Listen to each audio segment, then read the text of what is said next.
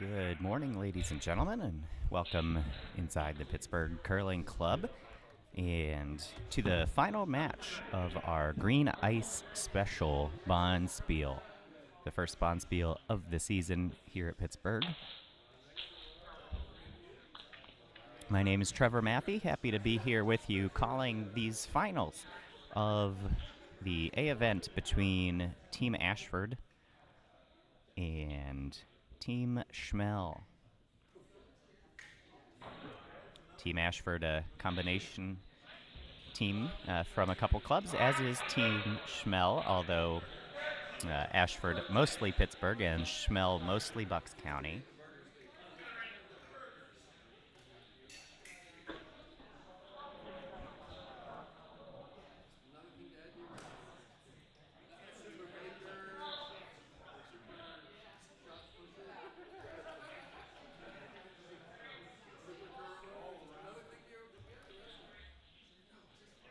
And we're underway here in the first end.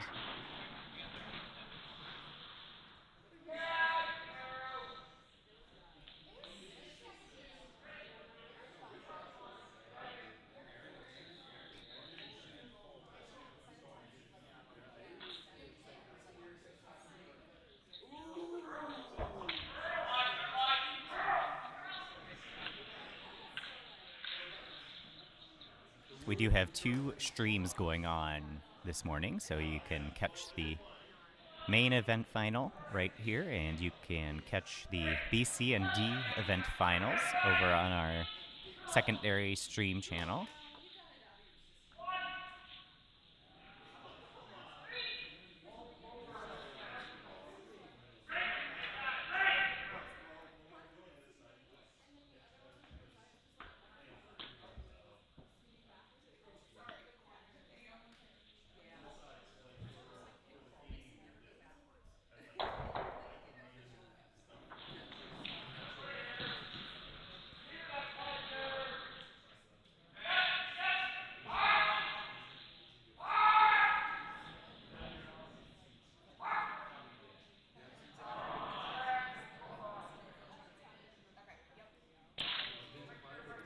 And so, unfortunate start there to the game for Team Ashford as their lead, Evan Gregorius, just a little inside on a hit and then a little light on his second one.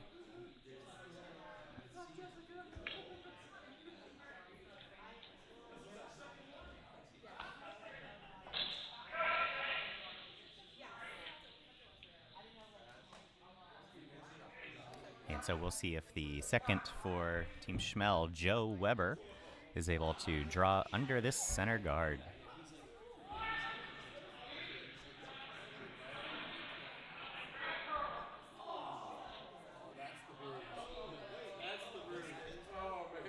And they sweep, they sweep, they sweep.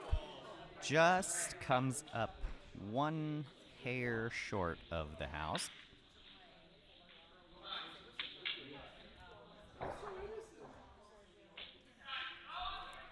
But not a bad shot if you're the team from Bucks County there. Happy to have your staggered center guards. And now another hit on the way from Team Ashford.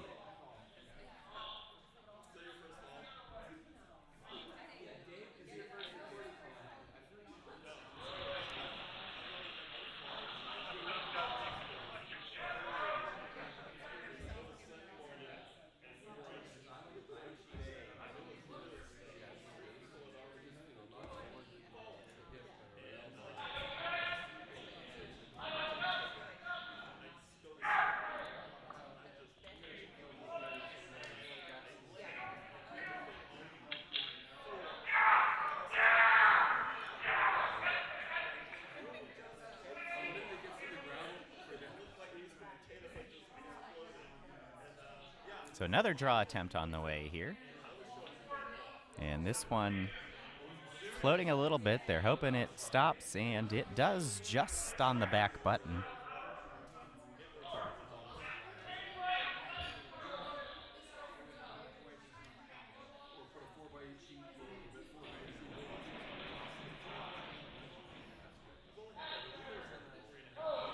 And so we'll see if Team Ashford can find their hits here. This one on a better line at least is going to make contact. So the hit made, they'll roll away.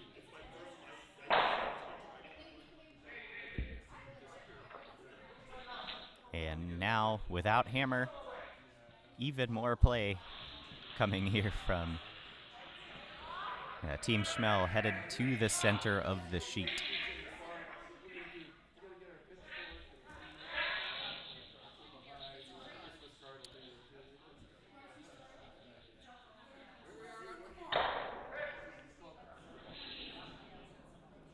You can see here Sean Joyce, the vice for Team Schmel, calls the game from the house and then comes down and throws the vice rocks instead of the skip rocks.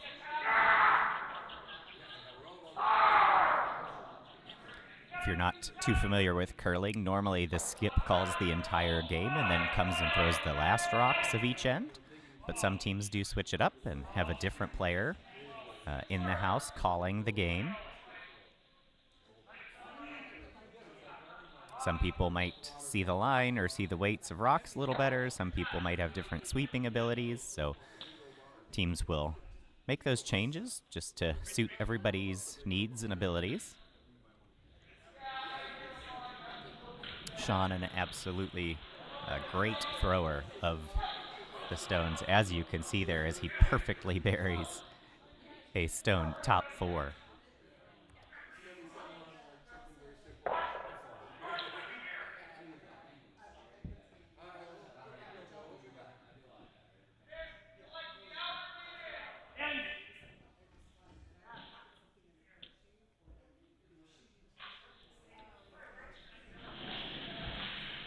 And now Tim Doherty, vice for Team Ashford, going into cleanup duty and trying to clear some of these rocks out of the center.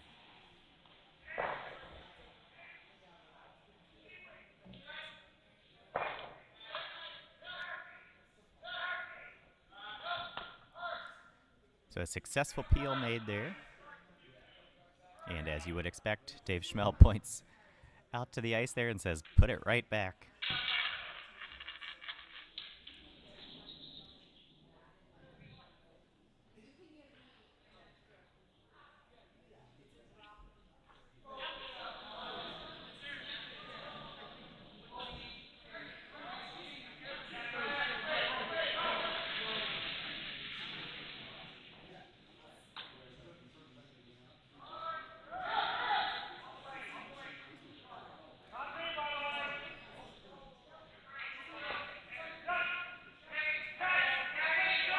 And so trying to place another stone right on the center line.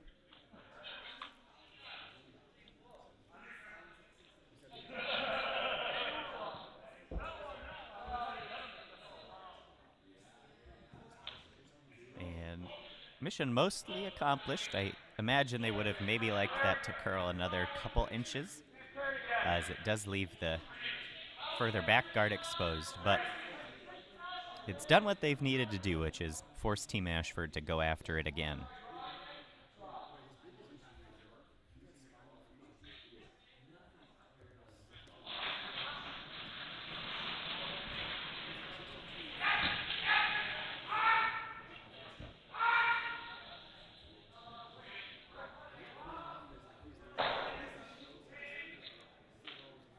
And so another peel, but unfortunate for Team Ashford that their yellow stone does not roll away.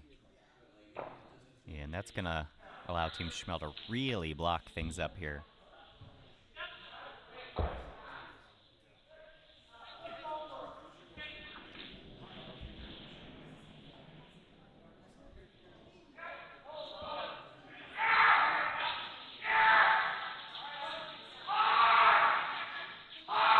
So we'll see what skip Dave Schmel's got here early in the first end of this championship event.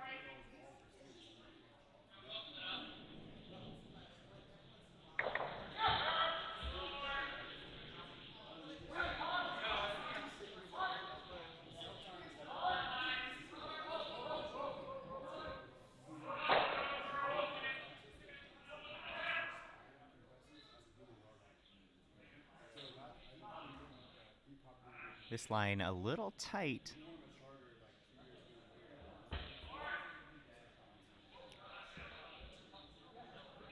And it curls just around.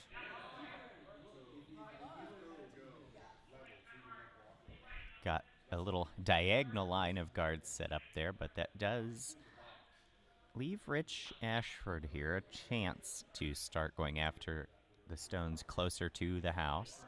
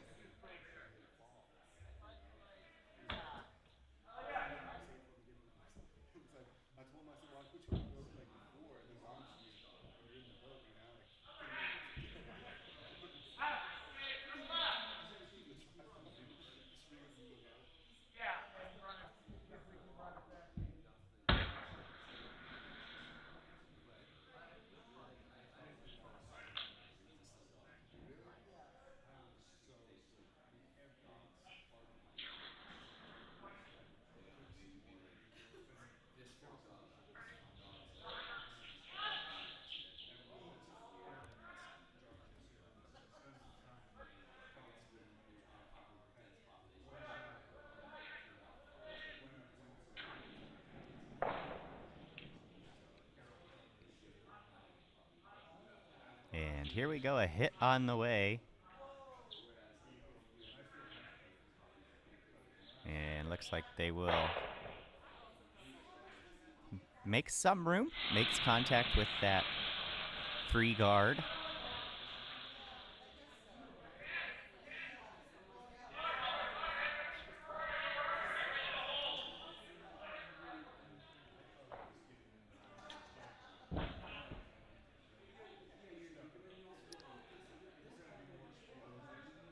And you can see Dave and Sean talking strategy about where exactly they want to replace that guard.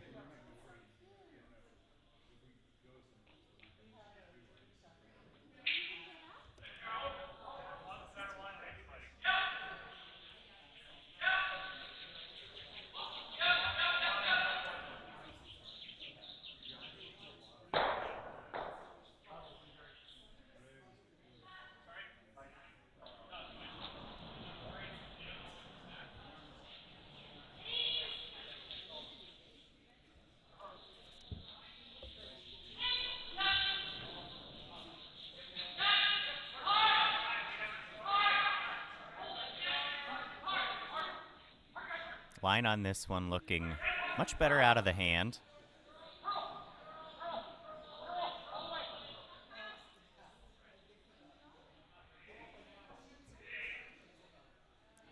The question is, will it settle? And it mostly does, but it does leave the smallest of holes there.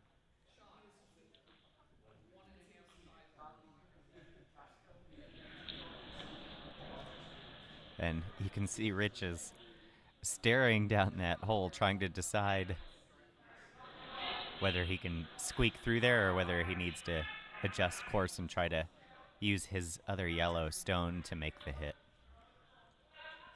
The hole is certainly there.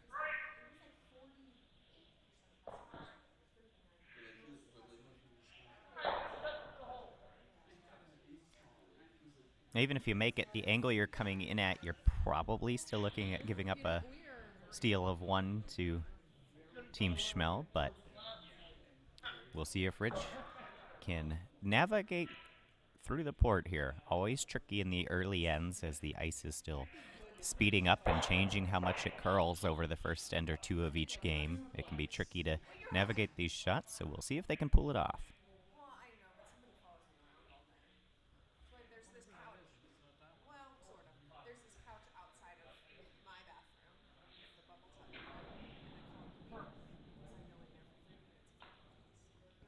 So here we go. The hit is on the way.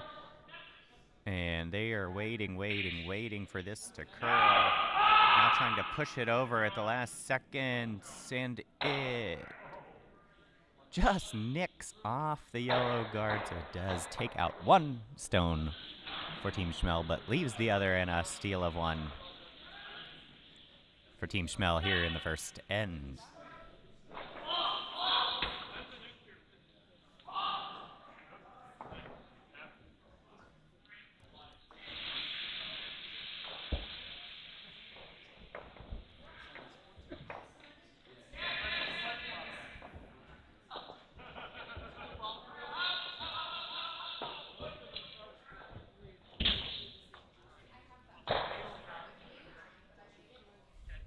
The Pittsburgh Curling Club would like to thank the Pittsburgh Sports and Exhibition Authority for sponsoring this Bonspiel. The Sports and Exhibition Authority helping sponsor the 25-26 Bonspiel season here at the Pittsburgh Curling Club. We're grateful for their support.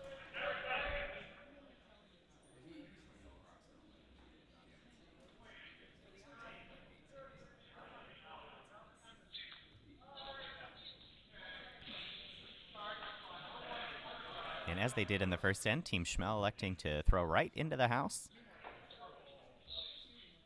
Starting with a stone in the back 12. A little deeper than they would have meant to put that, but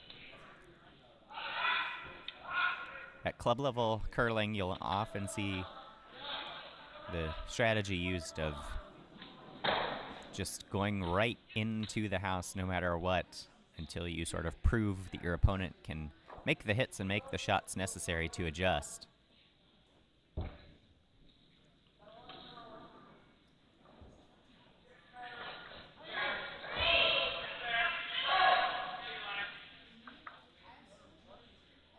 And now waiting for this to come on back and hopefully settle right on top of that yellow stone, and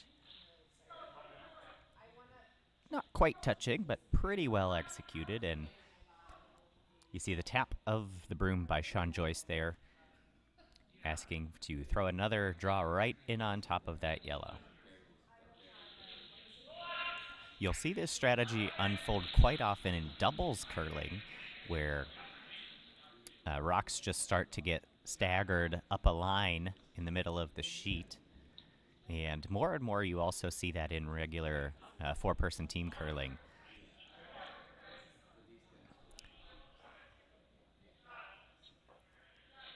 And so they'll make a little tap there. But a pretty well executed shot from Jane Sharp.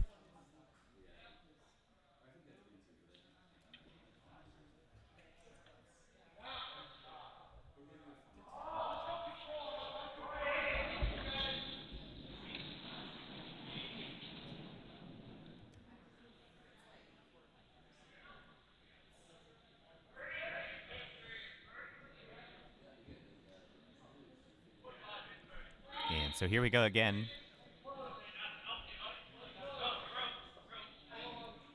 Another draw right on top. And they're waiting for this to just curl and settle in. And it does.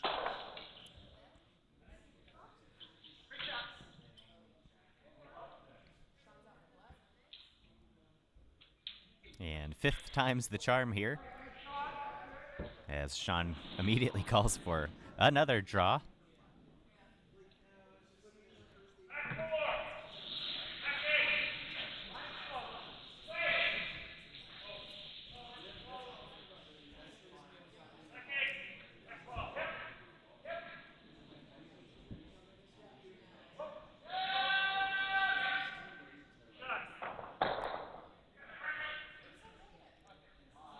And this one a little heavier, so makes a little more contact and a slightly larger tap, opening things up in the back of the house just a little bit.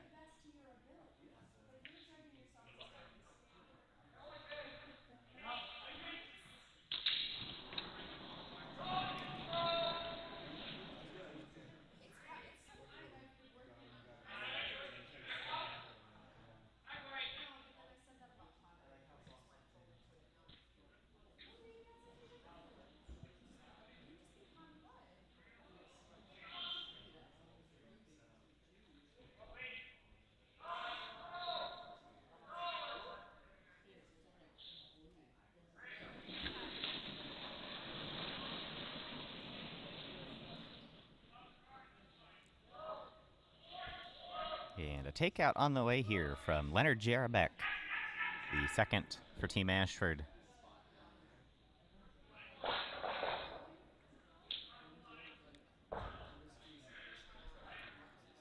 And so caught it at just not quite the right angle and ends up sticking it into their own, which ends up knocking out that rock. And now Team Schmel continues to sit with 3 rocks in the back of the house. And that's going to have Sean Joyce adjust away from the draw strategy here and start to eliminate the yellow stones.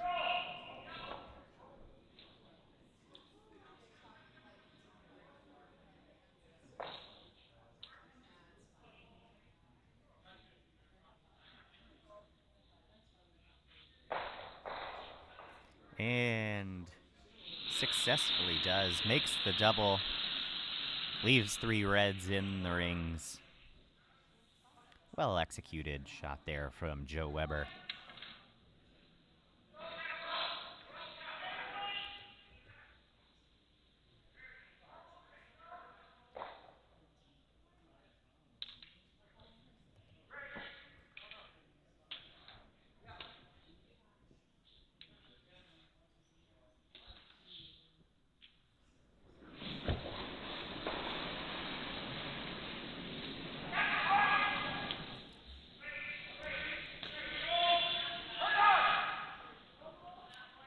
And so another hit on the way here as they're going to try to eliminate as many of these red stones as they can, and just misses on the back one, so they clear one out.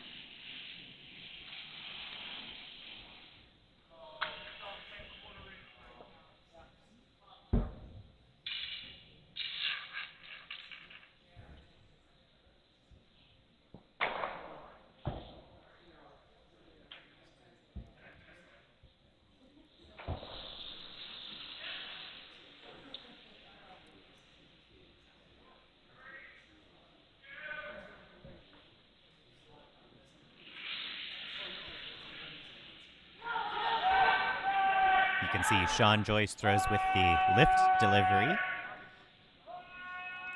So actually pulls the rock back and up off the ice.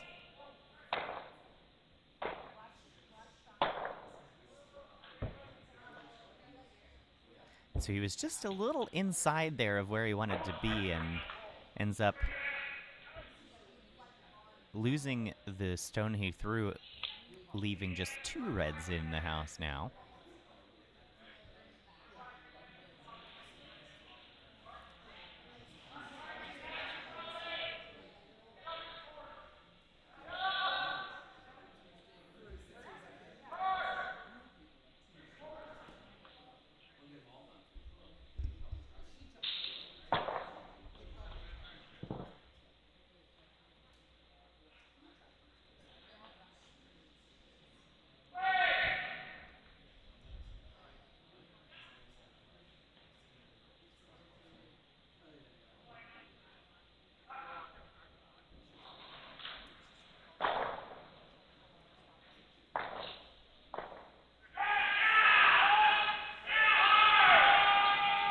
And a hit on the way here.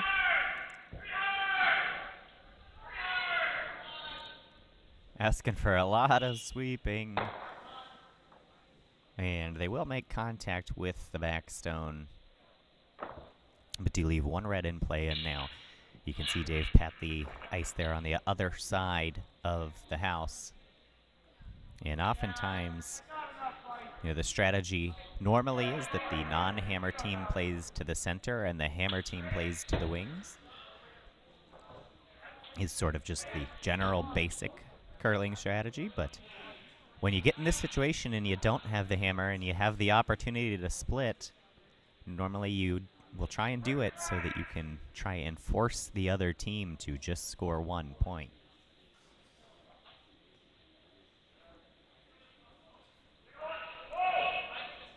So they're sweeping this for weight. It does need to curl now, or they'll leave another double opportunity.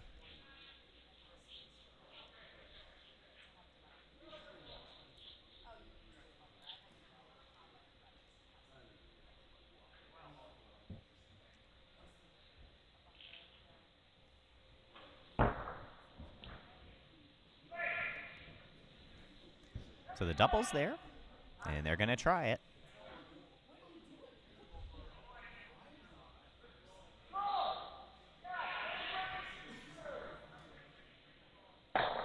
Asking for control weight.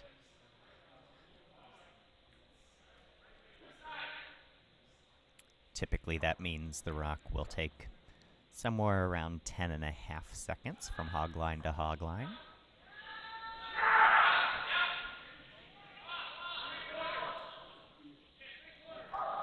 It's a weight that allows you to still make takeouts, but with a little less force behind them that gives your sweepers a little more control over where the rock's going. Asking for a sweep immediately on this.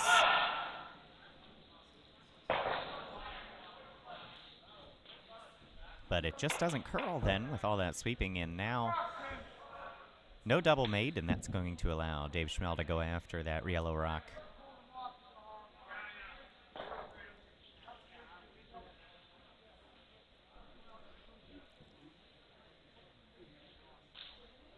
And now, even if he hits it on the nose, he doesn't really need to get any wider on the sheet, because the higher and higher you separate those guards, or those stones, excuse me, away from each other, the harder and harder the double becomes.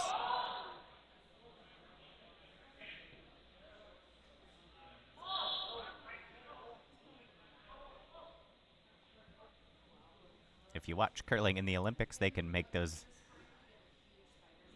long doubles all day long, but at the club level, if you gotta move the rock more than 5 or 6 feet to make the double, it becomes a much lower percentage shot.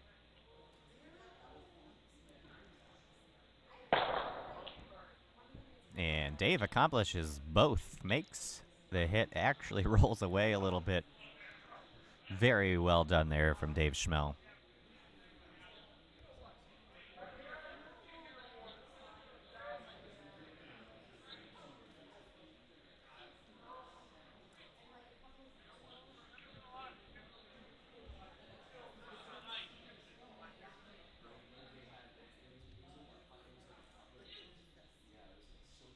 So they're still talking about the double, but now you have to make it in a different way. So what they're looking at is coming in, hitting this rock on its side and sending it over into this stone, rather than hitting it on the middle or the inside and rolling over.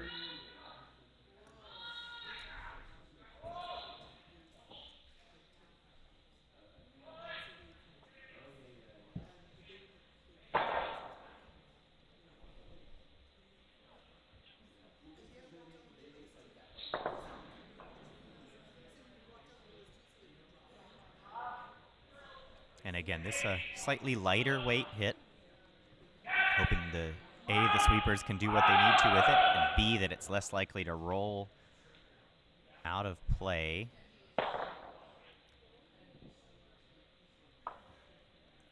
And so kind of caught in between there. Doesn't roll probably as far as they would like if they were going to hit it on the inside. Puts it basically in the same spot where Dave just hit the previous stone. And as long as Dave can make contact, the force of one will be in play.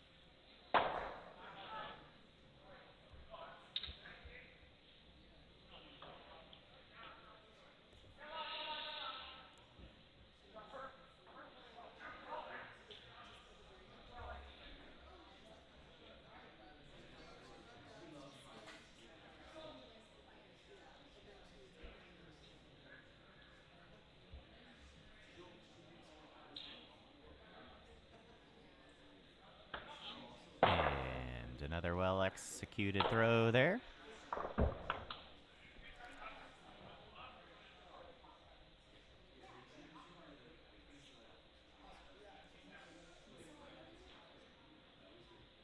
And really no choice here but to hit that on the nose and take your 1 point if you're Team Ashford.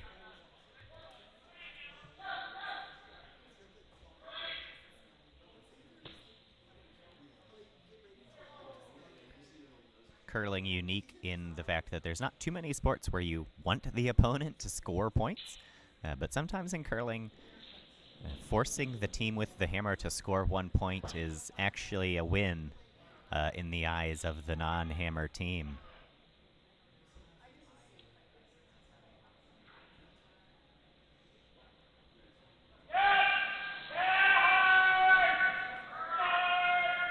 And boy, was that tight out of his hand.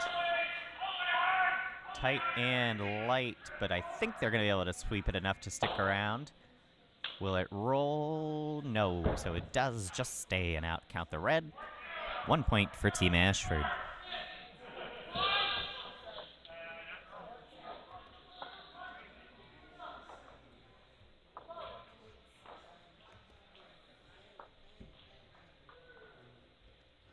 So we'll head into the third end here. Hammer will change hands over to Team Schmel for the first time in this game.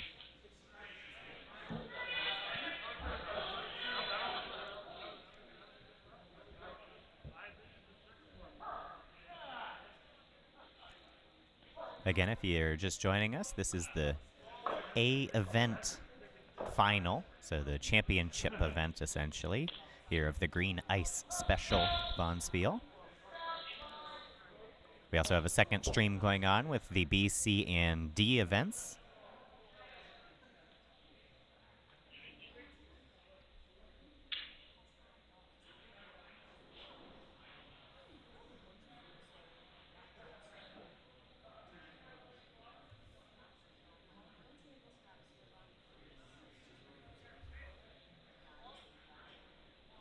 And so we'll see if Team Ashford elects the same non-hammer strategy that Team Schmel was using earlier of just going into the house, or if they elect to throw some guards.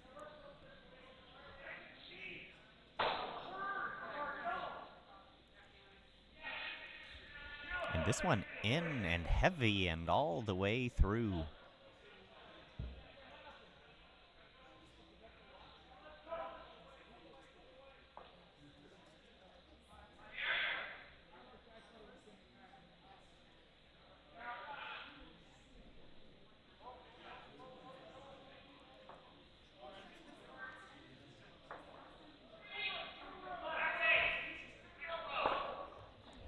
So Team Schmel says, okay, we'll try and go in, but this one also on the heavy side, and that's going to go right through as well. And this has been the case for most of the weekend here for all the teams. Once you get most of the pebble paths worn down, the ice becomes very quick. Extremely fast ice here all weekend. And in the third and fourth ends, we've seen it take teams several rocks to adjust and try to slow down.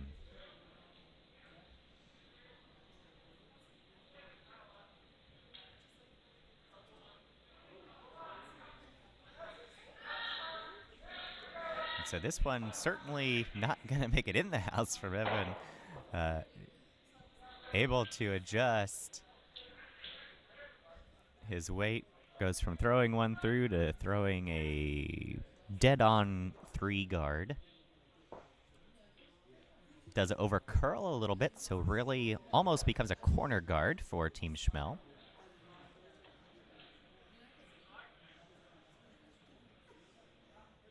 And they've decided exactly that. They're going to try and draw right over there underneath.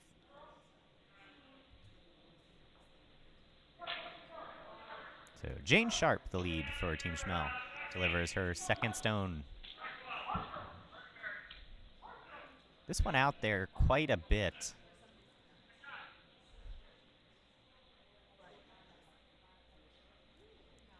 So thrown wide of target and heavy, and just not going to curl, as that will be taken out of the back of the house.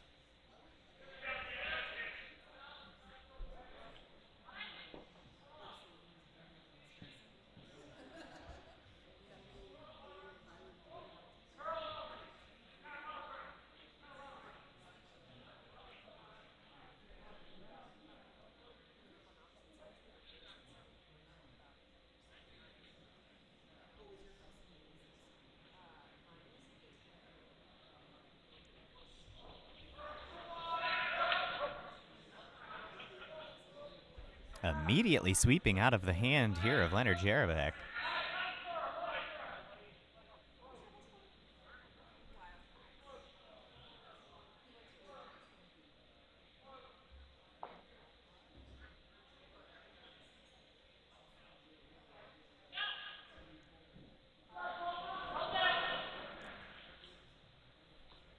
So the good thing about sweeping is it lets you move the rock further. The bad thing about sweeping, especially if you're doing it early, is it makes the rock go a little straighter.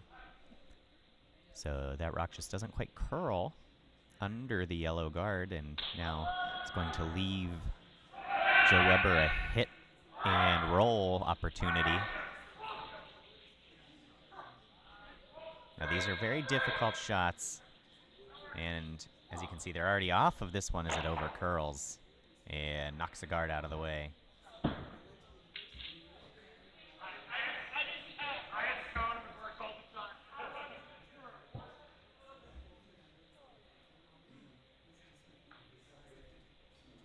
You'll see hit and rolls called for quite a lot at the club level, but statistically one of the lowest percentage makes that there is out there.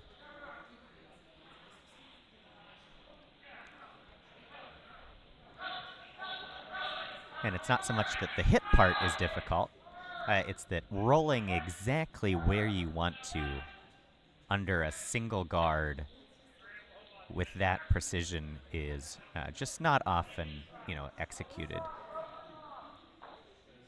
You gotta have a really good combination of a perfect weight throw, great sweeping. And so if you can put your opponent in a position to hit and roll, or where they have no choice but to try it, oftentimes that's a good strategy as well.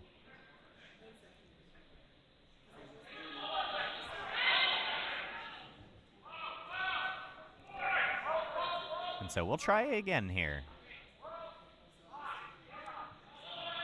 This one thrown wide of target.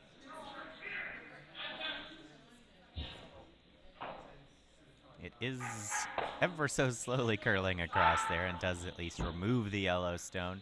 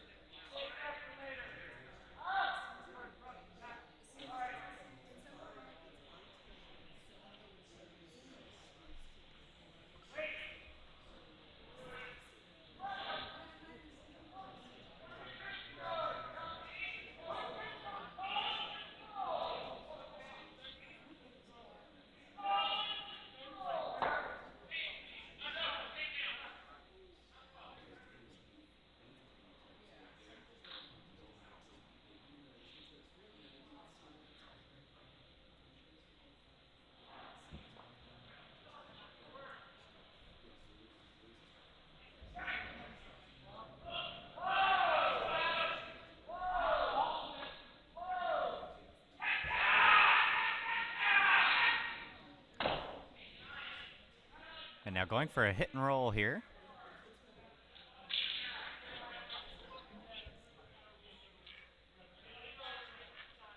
And successfully made.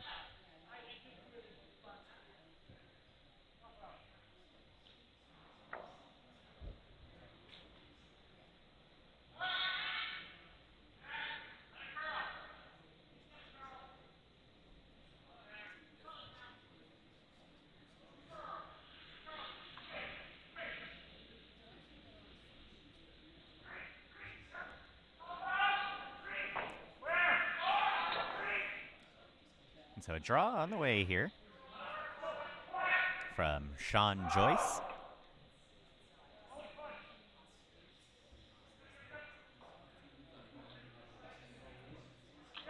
Looking to go right back in front of that yellow stone that rolled back there.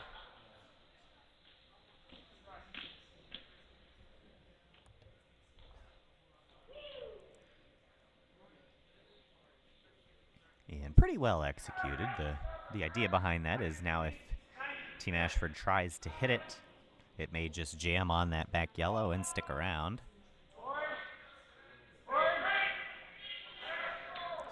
So now if you're Team Ashford, you have to make sure you make contact with only about half or 3/4 of a rock here. You don't want to hit it dead on the nose.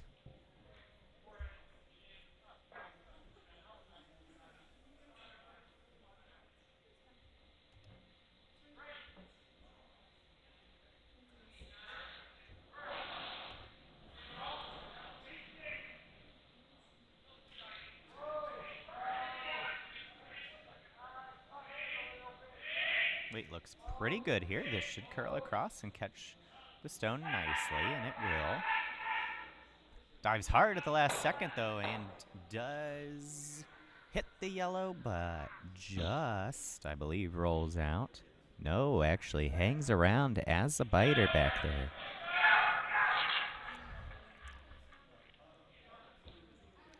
So the weight on that just a little bit down, and so it curls hard at the last 3-4 feet. And that biter could come back to hunt Team Ashford there, as now you've got Team Schmel in an opportunity to go for their 2 points.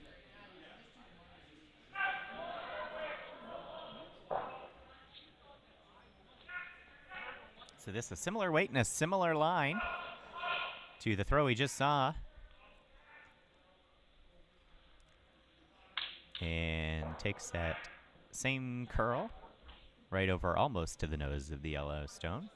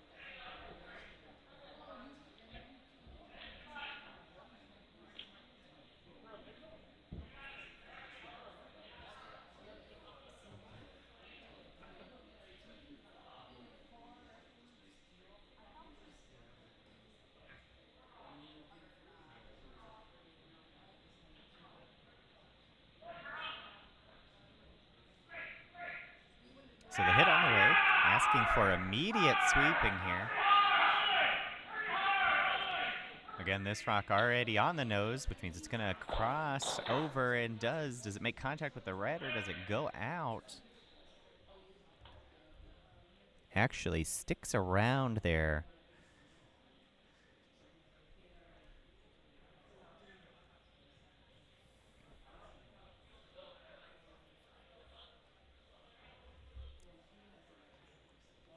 But an opportunity to score 2 is still certainly in play here for Team Schmel.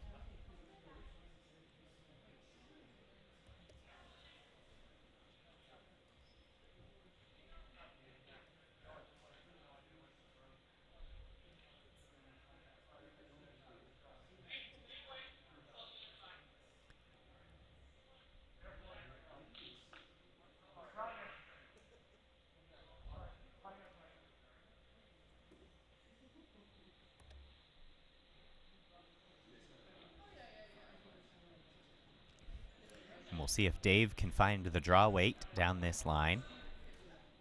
So far, everyone throwing a draw on this side has been a little heavy. Most of the action in the first and second end down this side of the sheet, so it's plenty fast now.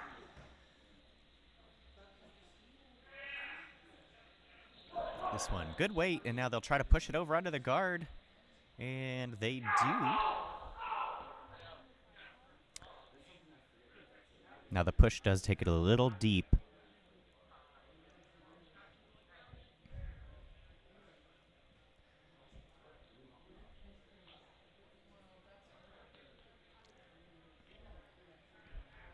If you're Team Schmel, you'd really love that to be in the top of the forefoot instead of the back of the forefoot.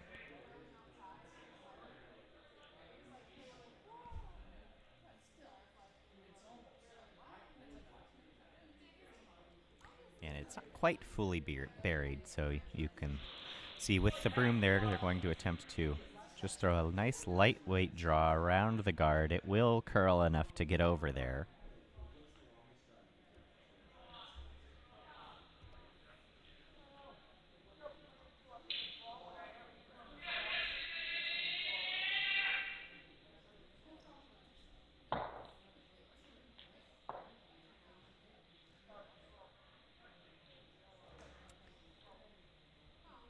Doesn't seem like the whole team's on the same page about the call. A long discussion here.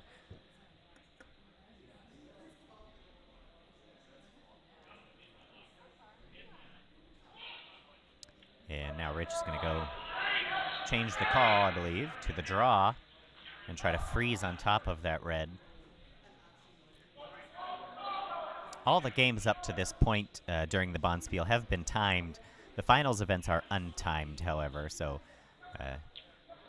teams don't need to worry about taking some time to think about their strategy. No clock.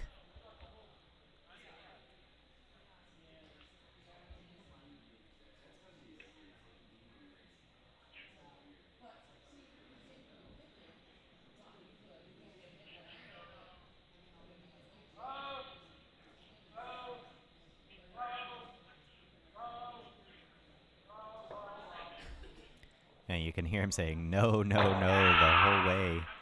He's pretty convinced this is either heavy or wide or both. But now it bites and goes sideways in the same spot. The rocks continue to do that. And even though it had the heavier weight, it does get over to the red rock and stick fully under the guard now.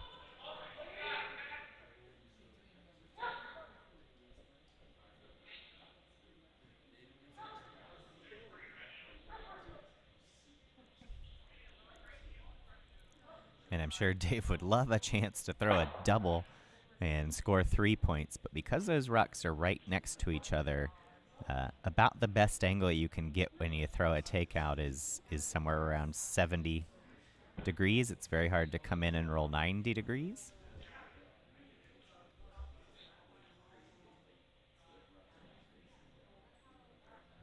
Because to roll 90 degrees, you have to catch so much of the rock that the momentum is taken off and it just doesn't roll very far. So that's going to force Dave to try and throw the draw to the 4-foot.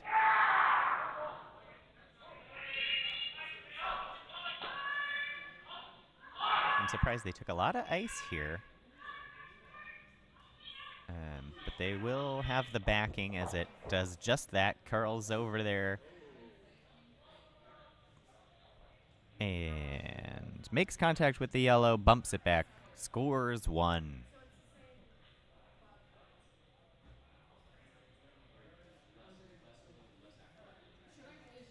So seemingly just a little bit of a low spot there in that far house on sheet B, and getting some good last-minute curl, and that allows them to execute that shot perfectly.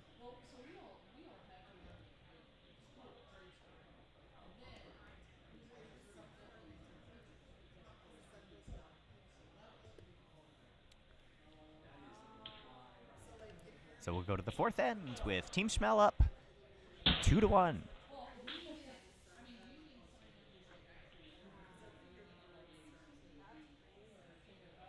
A steal of 1 by Dave Schmel in the first end, and then a score of 1 by Team Ashford in the second, and a score of 1 by Team Schmel in the third.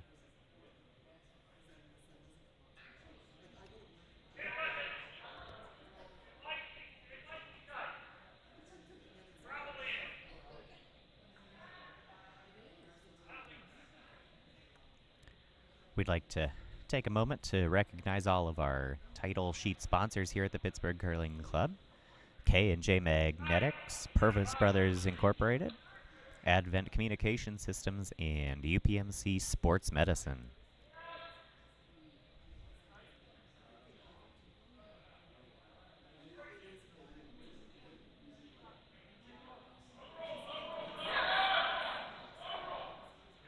Curling clubs all around the country, and especially newer clubs like Pittsburgh that have only had a dedicated building for about 5 years, are so reliant on their community and their sponsorships, local businesses, and are always grateful for their support.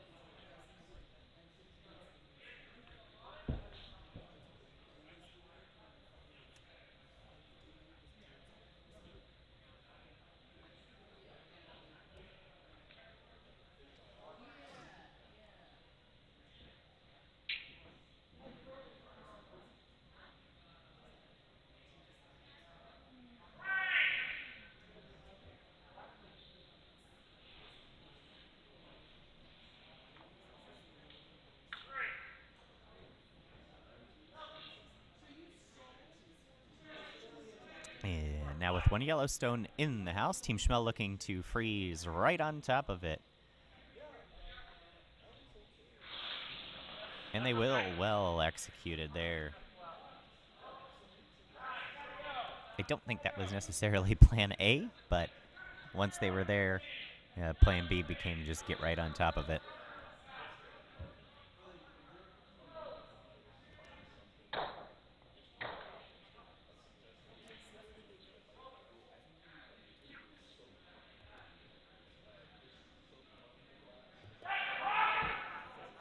And so a hit on the way here.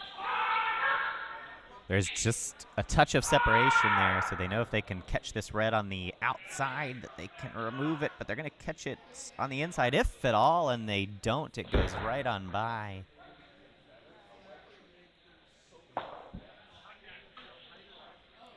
Again, not a lot of action down that side of the sheet. I think maybe 5 rocks the whole game so far have gone down that side, so it's going to be a totally different speed than the opposite side of the sheet is. And I think just tough to tell if he was narrow or just didn't quite adjust for that speed difference. But either way, the rock over curls, misses the hit. And now that's going to have Team Schmel covering those 2 stones up.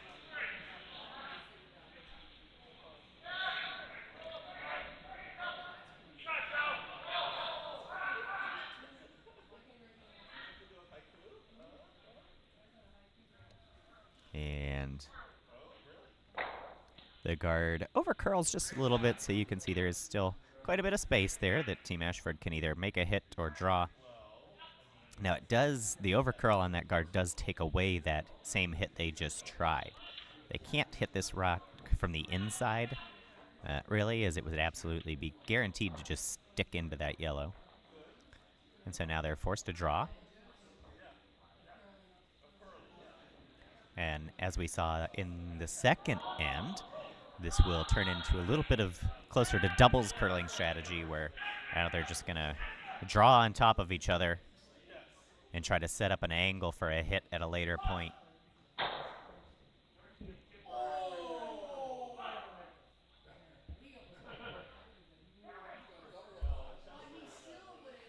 So well executed there.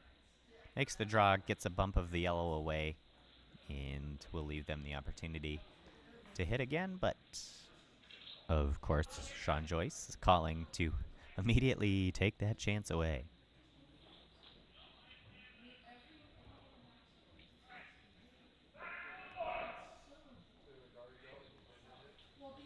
And the second stone from Joe Weber on the way down here. We'll see if he can deliver another well-placed stone.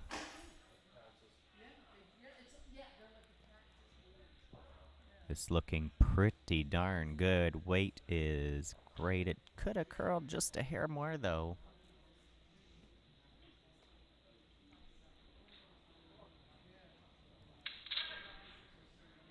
Doesn't quite get over far enough and bounces sideways off the yellow a little bit.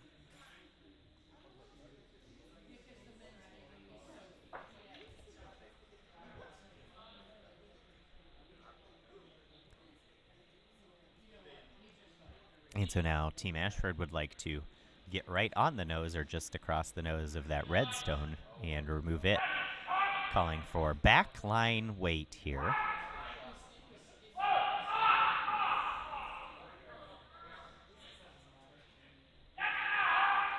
So a lot of sweeping early for weight, which again also makes it go straighter.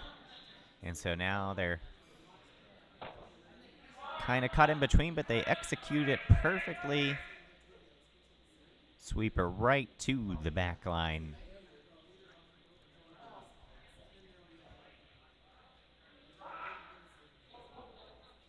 And now we'll see what Sean and Dave decide they want to do here. Talking about what happens if they hit these yellows and where do they end up.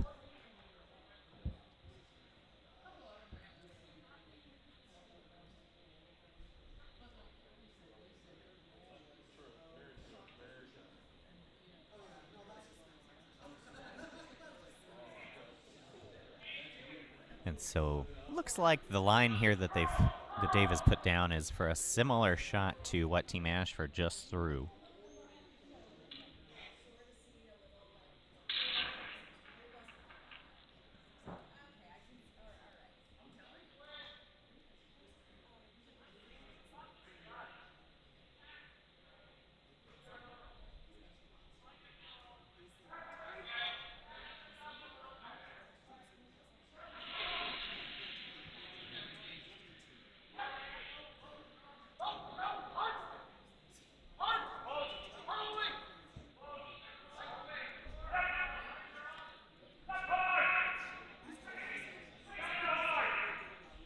A late sweep call here. This one really curling.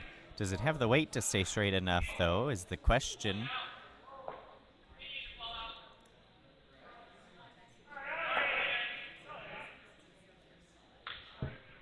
And not bad there. I think that's sort of 75% on what they were trying to do.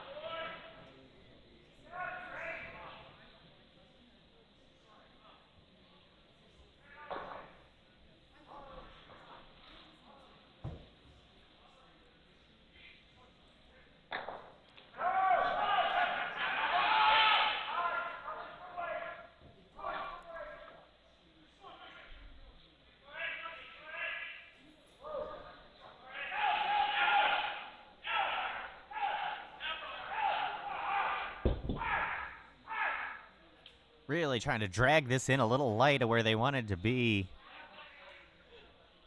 And that's going to allow Team Schmel, as you can see him pat the broom there, to try and just freeze one right in on top of the shot stone.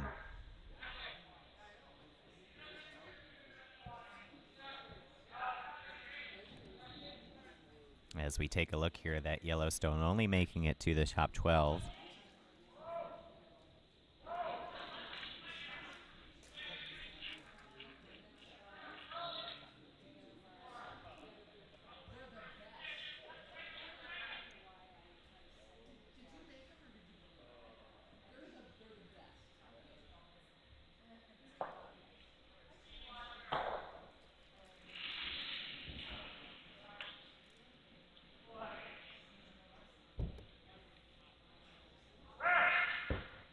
So the draw on the way here.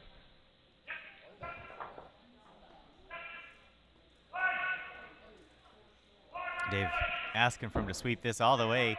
It also looks light. This has got to go. They need to drag this 4 feet here.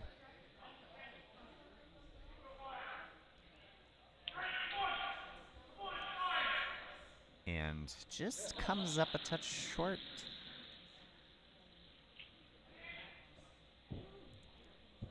And now, unfortunately, that leaves Team Ashford sitting 2 under cover.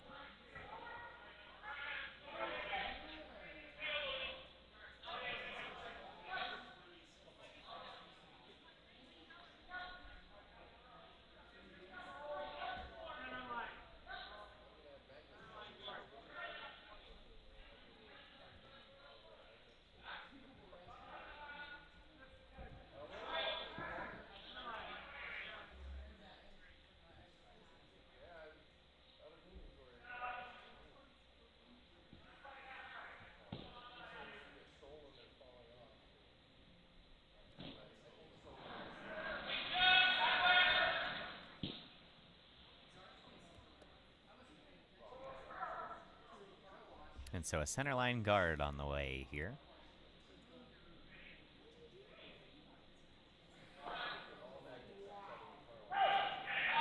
They want to make sure that Team Schmel can't run into their own rock and kick it back into the shot stone. And they will. That gets over far enough to accomplish that.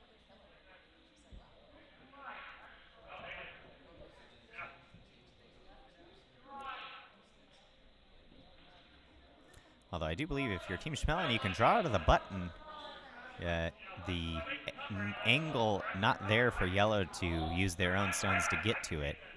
So they would have to make some very difficult hit and roll. And I think that's exactly what they're talking about. Do they try to eliminate some yellow stones here, or do they try the draw? And I think Sean has convinced Dave to throw the draw.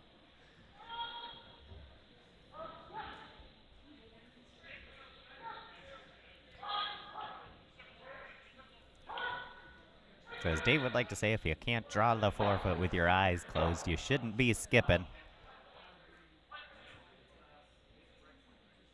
And we'll see if he's got it in him here with his first skip stone of the fourth end.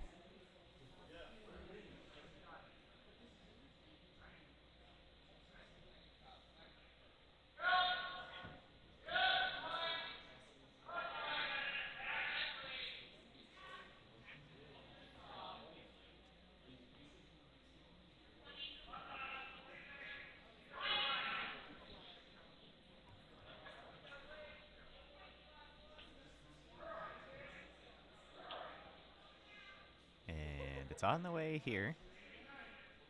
There's lots of curl out there, so this will dive in nicely. And if the weight's right, he's going to have this absolutely nailed. Now, it does need to slow down a bit. Does need to slow down a bit. And it does just get to the back four. So, successfully draws the forefoot. They'd have, of course, in a perfect world, liked that to have 2 feet less weight on it and let the sweepers push it over on top of the yellow stone.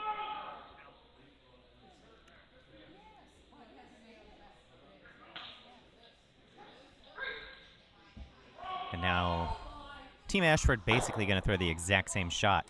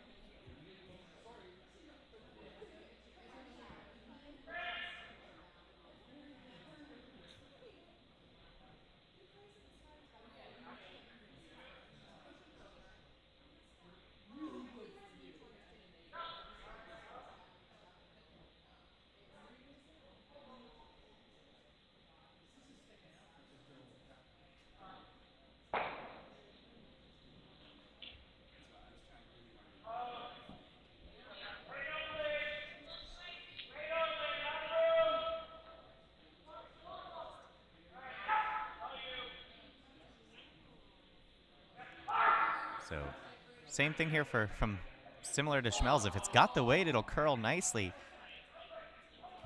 This one light, though. So Dave Schmel just a hair heavy, and Rich Ashford comes up just a hair light. And now the question here, if you're Team Schmel, do you just throw a guard and try to be happy to force the one?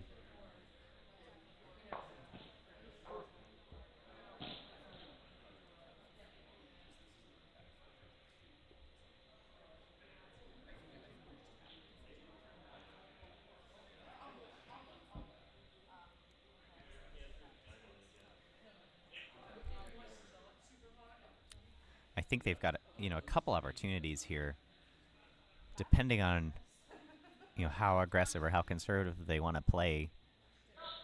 They're talking about the differences between throwing some taps, throwing some guards.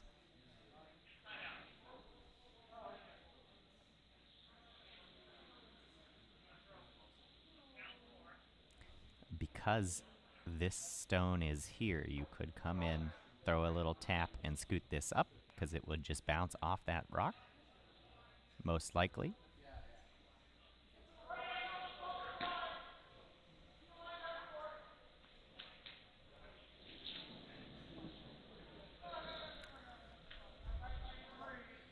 So final skip stone of the fourth end from Dave Schmel.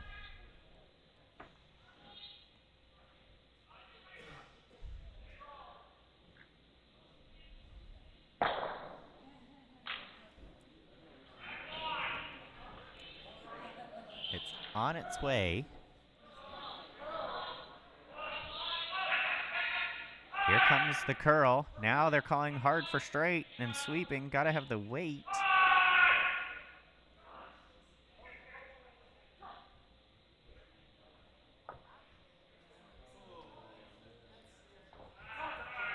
That's not how they drew that up, but a pretty sneaky, successful shot, although it does leave Team Ashford here just a lightweight tap for their 2 points still.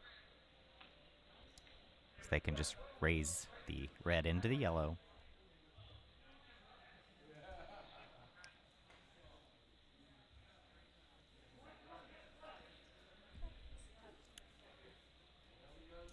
And you can see that's exactly what they're talking about. This could even be for 3 if he can nail it. You're going to come in here, red, yellow, yellow pushes up. If you throw it hard enough, yellow actually removes that red stone out the back.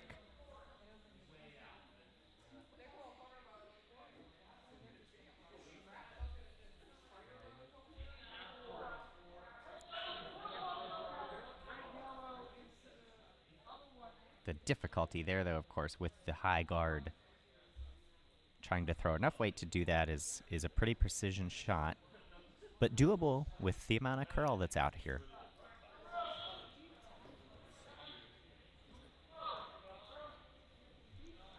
So final shot of the fourth end from Rich Ashford, and we'll see what kind of tap he can make.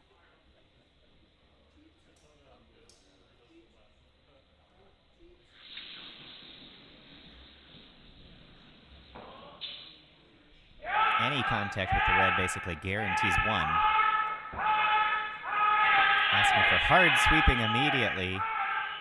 Hard sweeping immediately. They have got to go. They've got to go, and they tap off the guard.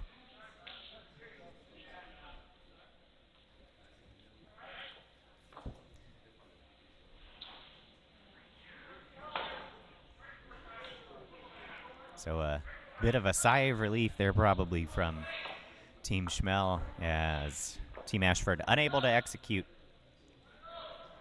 on that tap, and just a score of 1.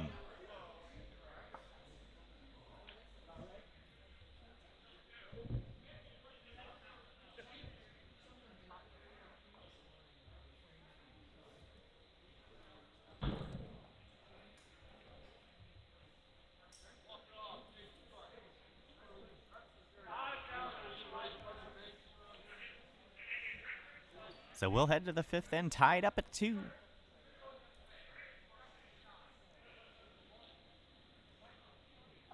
In what so far has been a very tight game here in our main event final of the Green Ice Special Bonspiel. Again, if you've just joined us recently, we do have 2 streams going on, so you can see the action over on Sheets A, C, and D, our other event finals going on.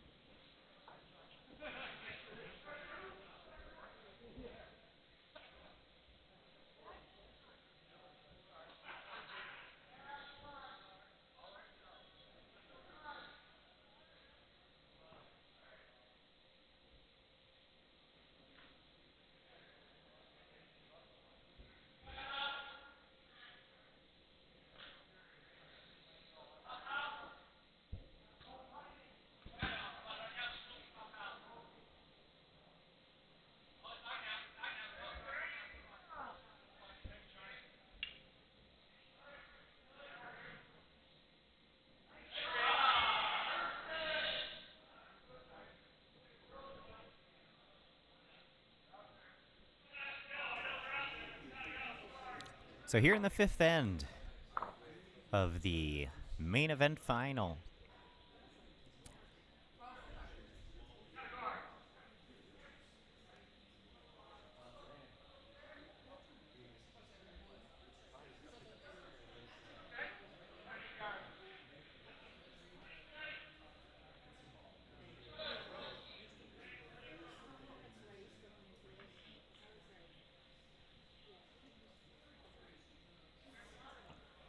so far in this game, we've seen the Hammer team mostly electing the strategy of going into the rings. And a change here from Team Schmel in the fifth end, electing to throw up corner guards.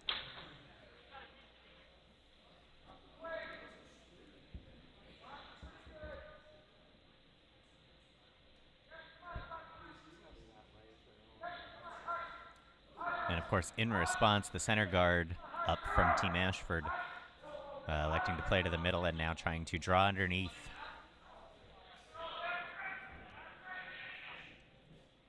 And they draw into good depth into the top 8 foot there, but maybe pop out just a hair on the other side of that guard.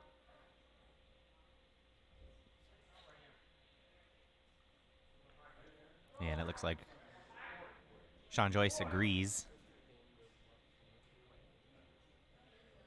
thinking they can get around that guard still and make lightweight contact with that yellow stone.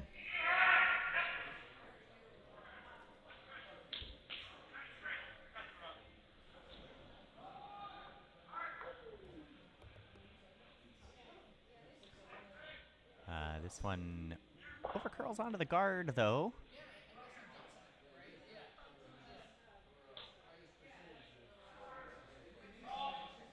So, kind of an unfortunate result there. You put your own stone on, but that doesn't really probably make much of a difference, as it's going to immediately be removed by Team Ashford. And you now have a guard slightly more in front of that yellow rock. Although potentially you leave it open still to go after it down the middle. But that's pretty tight.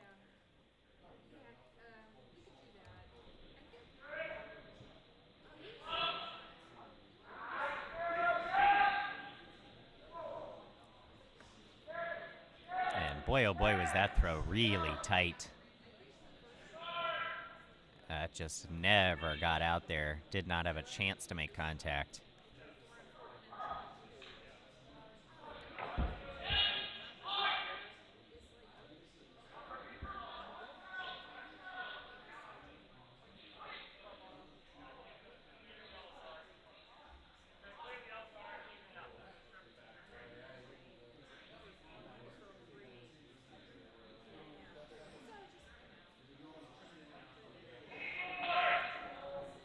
And so now Schmel will attempt this hit through the middle, as they don't really care what happens either way. If they make it, they're thrilled. If they hit the guard, they're thrilled with that too. And oh my goodness, he just papers that second guard. Gets through and makes contact. What a shot there.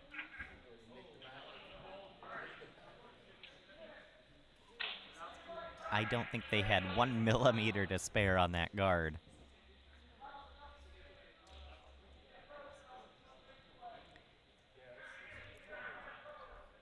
And so they roll over into the 8 foot, and that leaves them sitting 2 here midway through this fifth end.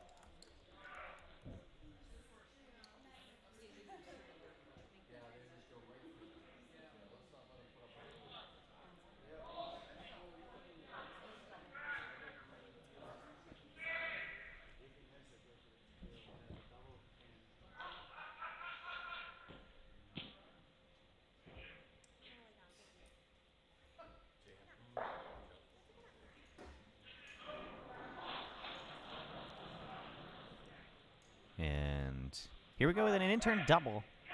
Chance. Calling hard for a sweep. These are going to curl a lot. Can they hold the line to make the double? Yes, they can.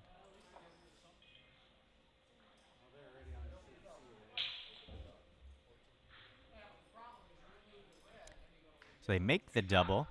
They roll over into the top 12 behind the red guard.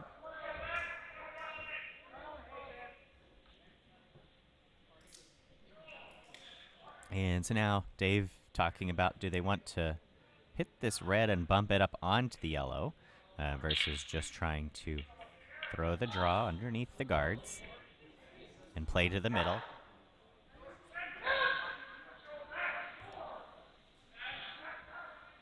And I believe the draw has been decided to be the call here.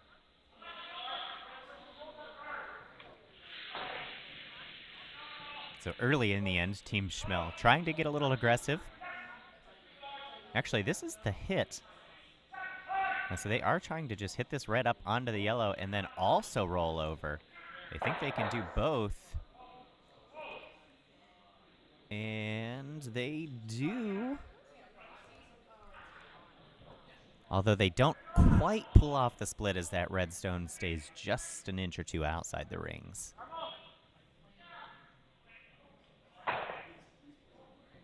But very close and well executed there.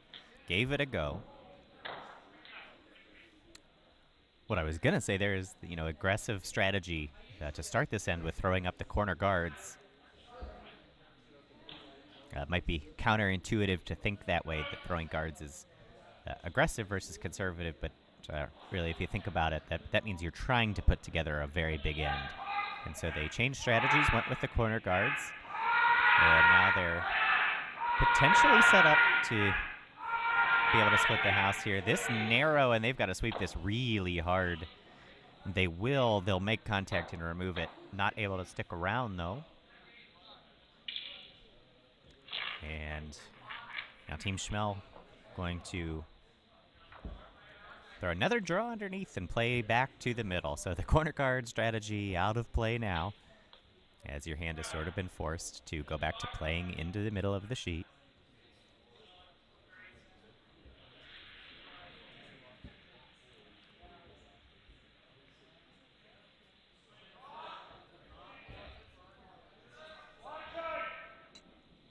And so the draw on the way from Sean Joyce.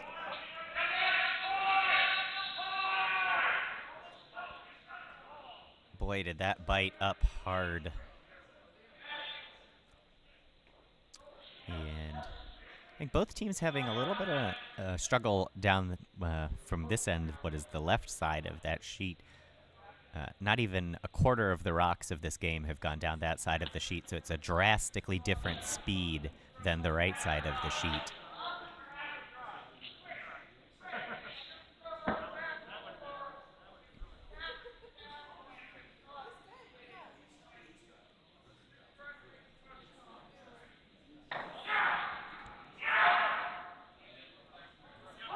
And so you see a rock there that looks good 80% of the way, but then it just catches that frosty ice that hasn't been used as much and slows down much quicker than you anticipate.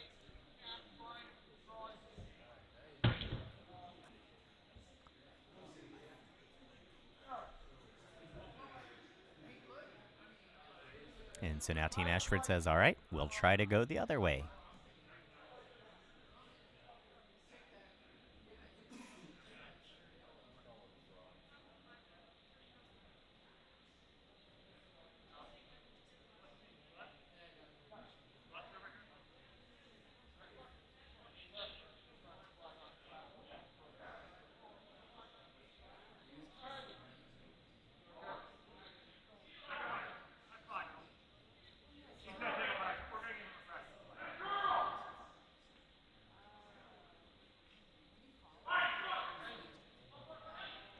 So a little delay here. Rich Ashford is a little bit injured and trying to make sure he can still slide.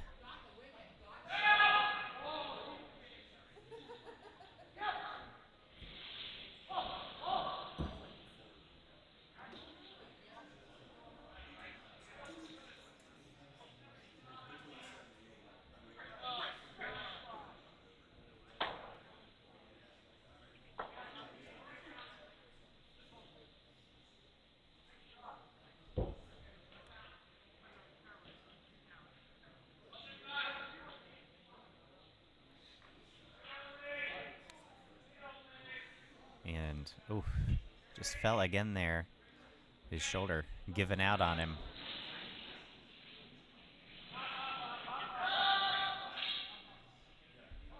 Yeah, he's gonna, looks like he's gonna make a tap here.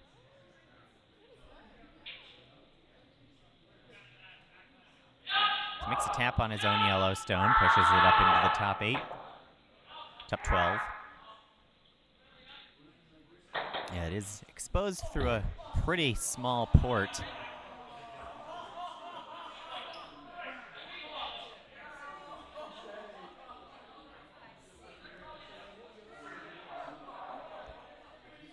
So I don't think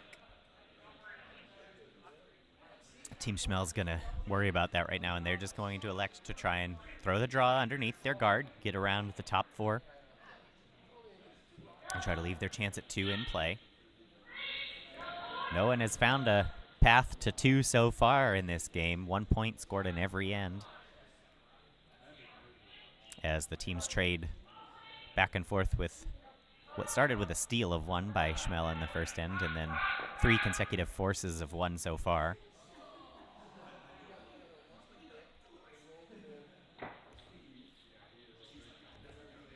And so first skip stone from Dave Schmel. The draw on the way.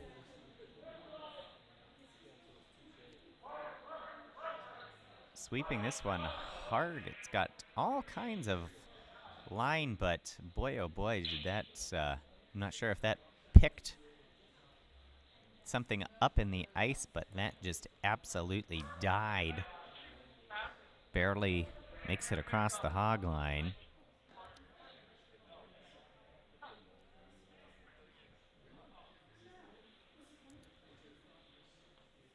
His slide was certainly not that slow, so that was not a throwing error there by Dave. That rock picked something up.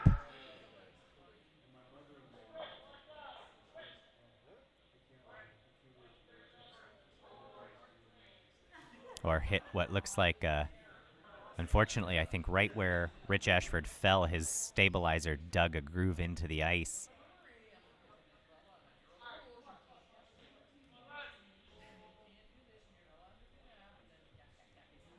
It looks like that's what everybody's working on, trying to sweep it out and level it out a little bit.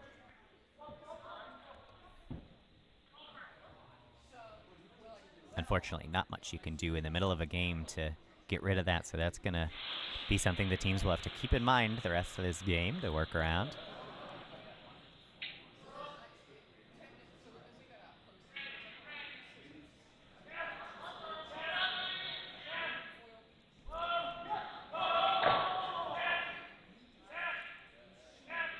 And so another tap on the way here from Team Ashford as they'll try to raise their yellow up on and sit 2. And successfully done there.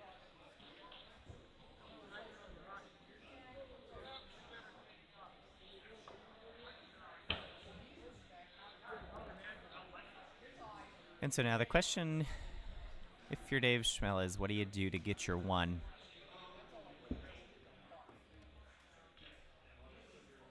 Again, there is a port here between these 2 reds.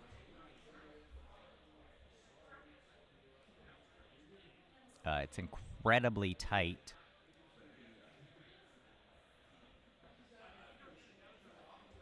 But you could probably sneak right through there.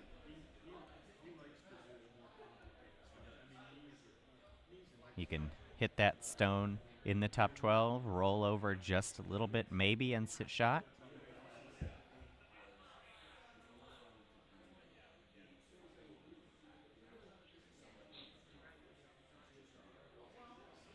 I think there is enough curl. You could still actually draw around the right side. And as long as you paper your high guard, I believe you will curl enough to get in there.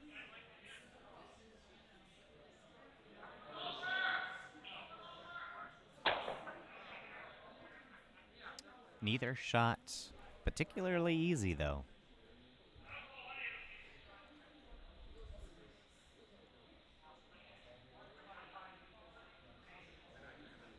We can see Dave and Sean here trying to talk it out and figure what their highest percentage chance is.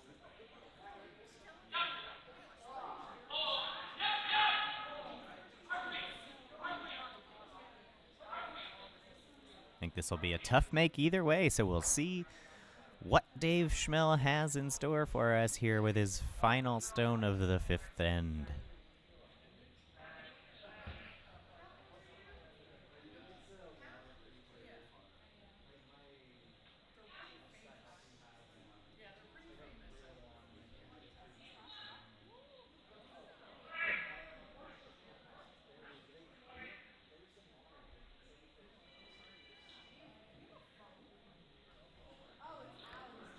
It's on the way, looking for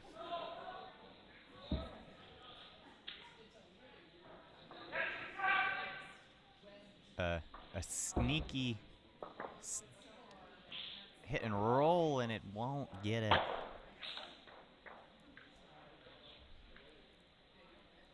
Just misses, and that will be a steal of 2 from Team Ashford.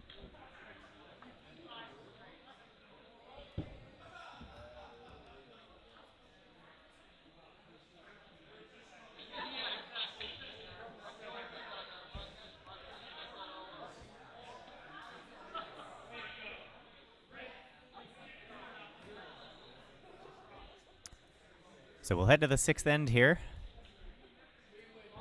Team Schmel now down 4-2.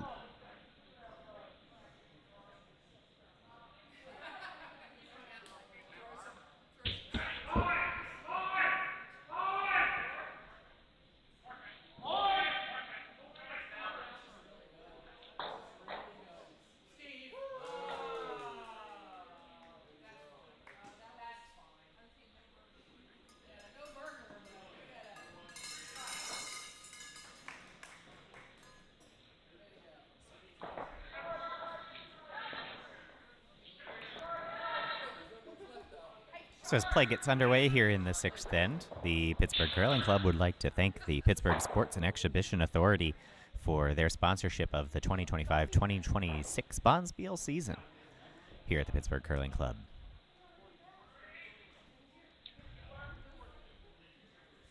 The Sports and Exhibition Authority, a partner to the many teams and venues for a variety of athletic competitions here in Pittsburgh, and happy to have their support.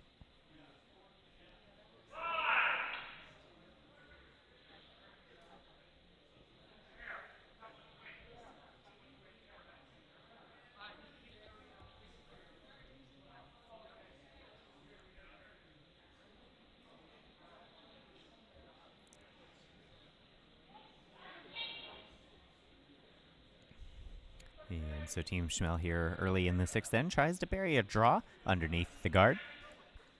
Great weight, but unfortunately just needed another foot of curl there.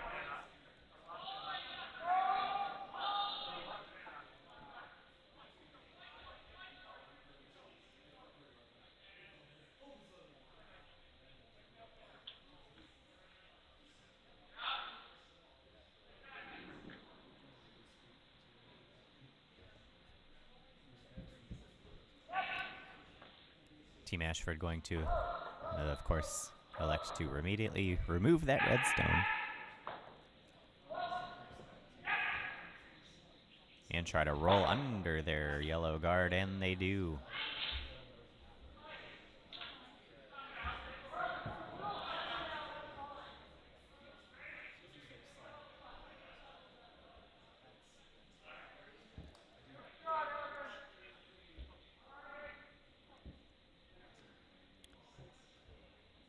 And so we'll see if Jane Sharp here can deliver the exact same stone she just threw, basically. Trying to draw right on top of that yellow stone.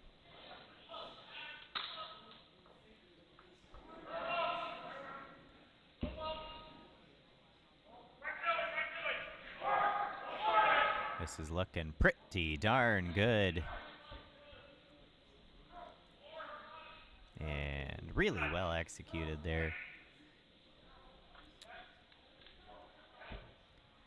gets just an inch or so away from the corner.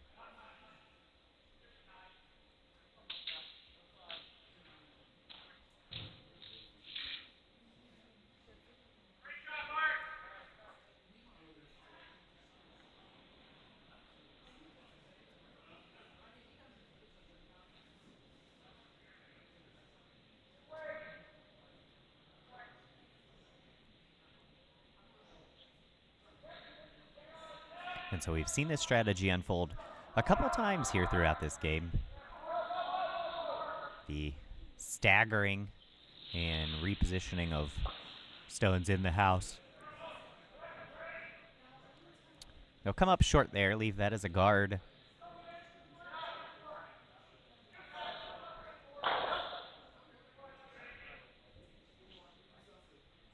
And so Team Schmel going to elect to throw another draw right underneath those two yellow guards.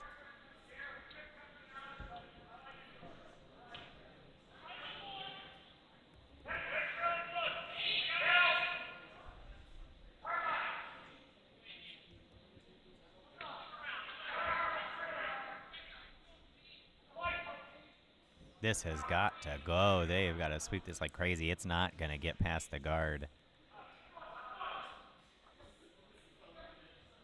Just makes a tap.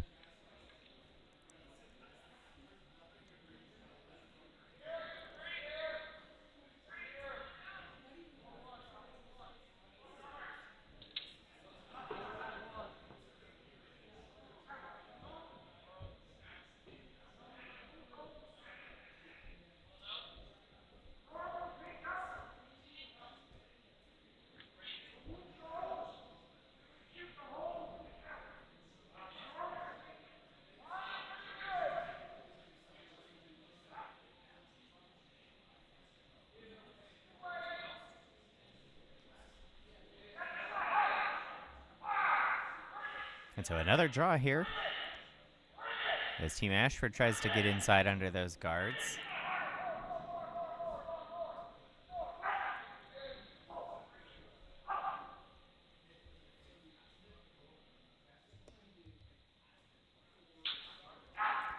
Doesn't quite touch the paint, so leaves a tight guard there. And now the question if you're Team Schmel is, do you continue this game? Or do you start opening some space? And it looks like opening the space is the exact choice they will make.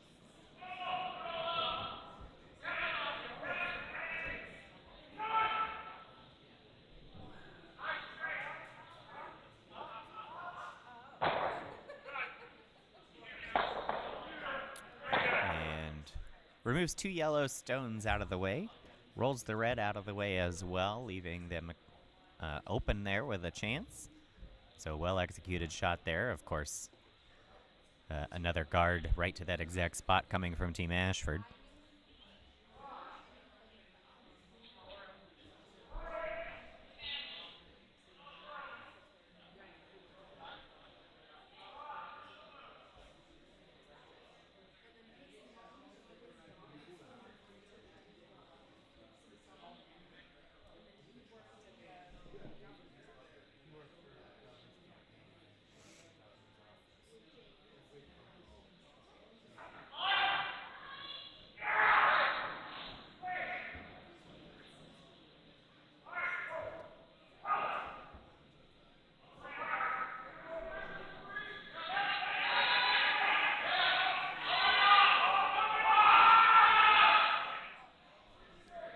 Screaming for the sweepers to come off this one.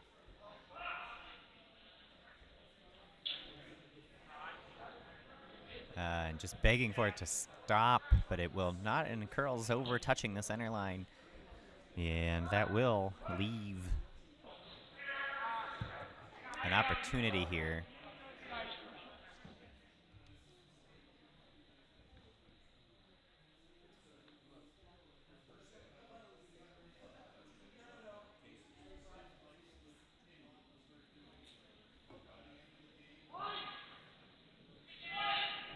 So now Team Schmel's going to be able to come in through this port. get just to the inside of this red.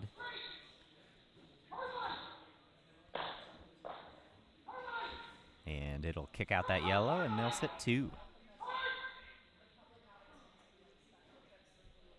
Now, again, they have thrown significantly less rocks down this side of the sheet all game. Both teams really favoring the other side of this sheet. So we've seen a few shots over here in the last end or two be kind of unpredictable.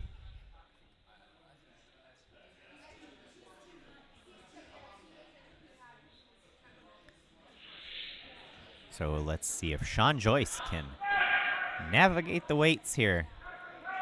That is tight.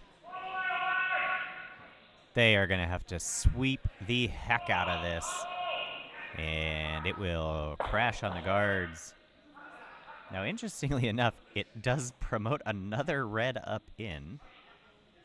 But unfortunately, that's going to allow Team Ashford to try to throw the same guard there and cover that up. But really, not a horrible result if you're Team Schmel. Because if Team Ashford, for some reason, can't place this guard, and we just watched them misplace it with their last shot, you'll still have a chance to potentially set up a big end.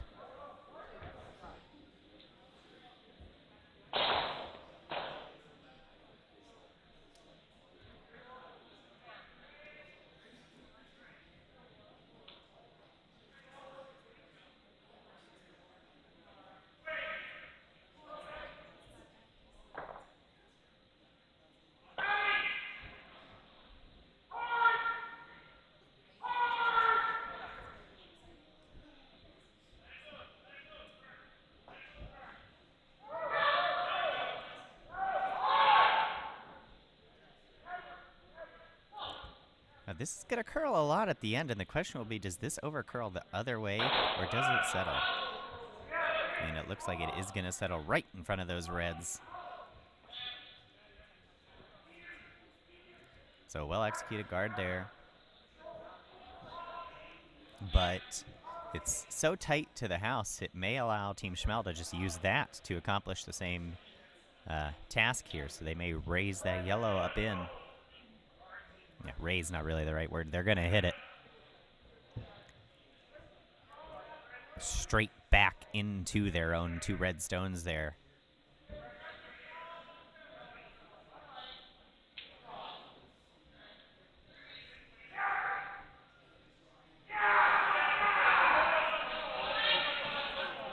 Now, if you're Team Schmel, you hated to give up a steal of 2 in that last end, but if you can score 2 here,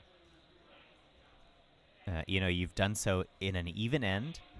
You've tied the game. You have the even end hammer, and you're in a pretty good place. So we'll see what they can come up with, but if they can find their path to 2 here, Team Schmel very much alive in this game.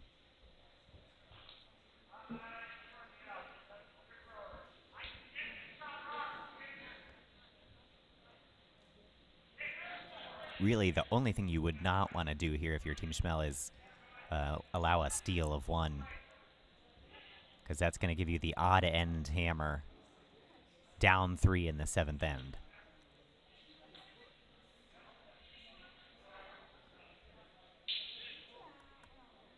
These are just 8 end games here, so not playing 10 ends. Like you might see in a more robust tournament, or maybe some of the curling you're used to watching on TV. Just 8 end games here at the club level.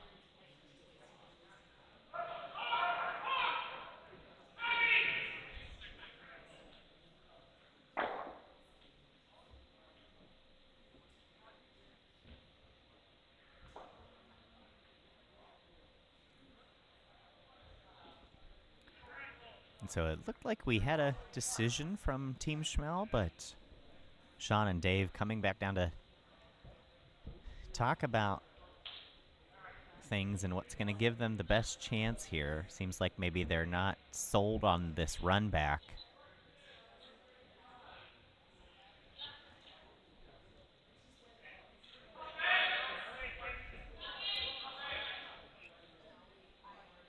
Now, of course, you could peel and just try to straight get rid of both those yellow guards and just force Team Ashford to throw another one.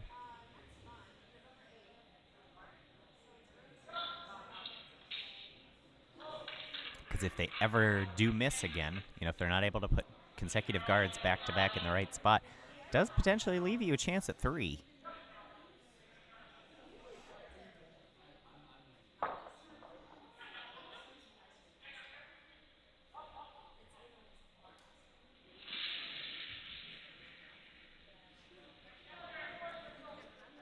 The call is for the direct raise.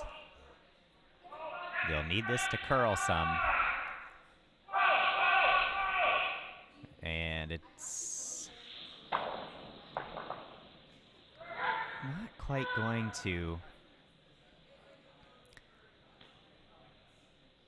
I think just a little bit of a misread there by Dave on a line call, and the sweeping just doesn't allow quite enough curl.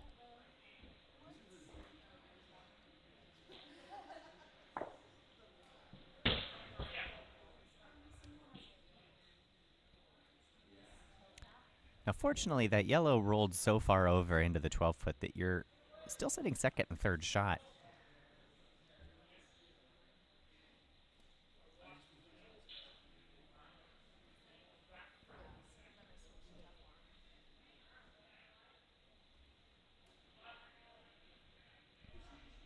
The downside is the little bit of separation there between those two reds is going to allow Rich potentially to just throw a laser beam takeout here.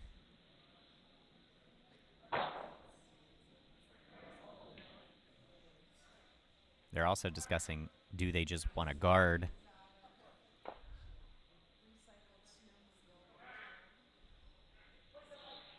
I'm not sure. Unfortunately, because of the angle of those red stones, I don't know that there's a path that Team Schmel would be able to find to come in and hit this red into this yellow. It would be incredibly tight.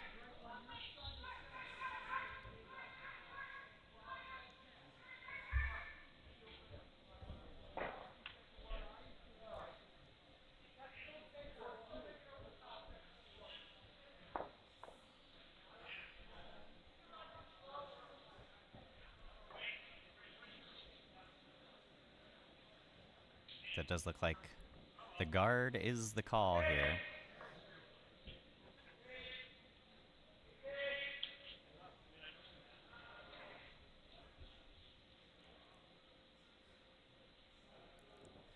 And the guard is on the way.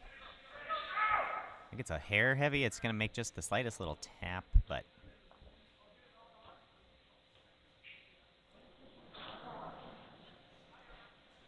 pretty well done there, and really takes, I think, almost any opportunity from Team Schmel to use that red, as now they would have to hit this red stone this way, perfectly miss the yellow and the red it has to go between. That is a tough shot.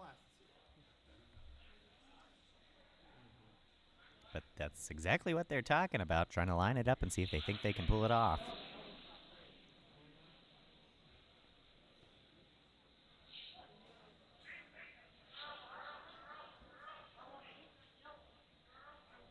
If you make contact with the top red stone in the 8-foot there, it probably doesn't accomplish really anything that you need it to do, because it's going to push the other red sideways, and if it makes contact with the yellow, it's just going to roll out.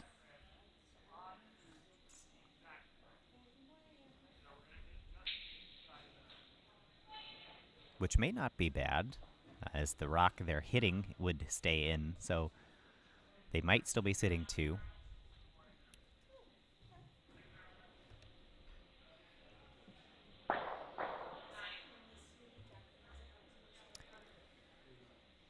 So we'll see here, a high pressure shot for Dave. Let's see what he's got. calls for the sweep immediately. Asking his sweepers to work hard and work hard and work hard. Can they hold it on the outside of the zone? They do. Almost rolls over and sits on the other yellow to sit two. But well done there. As they'll sit one on a stone that has no chance of being removed.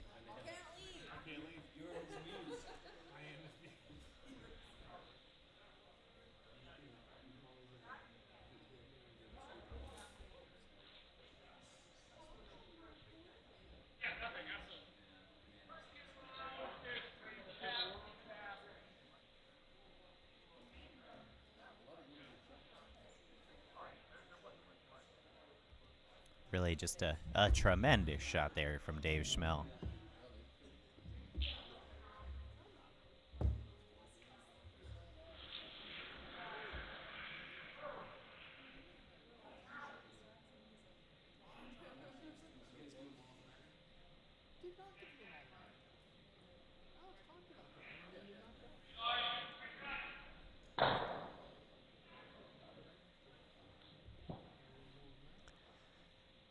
So we'll see what Rich can do here.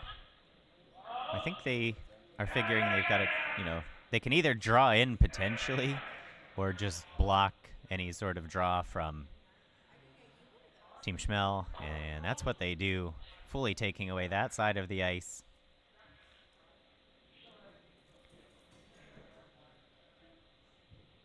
And likely forcing Team Schmel to just one. Now they do have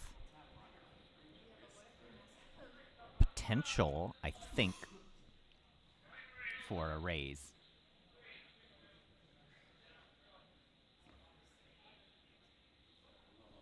They could try again. A similar shot to what they just did. Come in here, hit this red, raise it up in. If it taps their own red, I don't believe it would be second shot out of that yellow. But if somehow they make it through this hole, and it is just a little over a rock width there, and they can hit that red. If they could get back to that yellow, boy, oh boy, what a miracle shot that would be.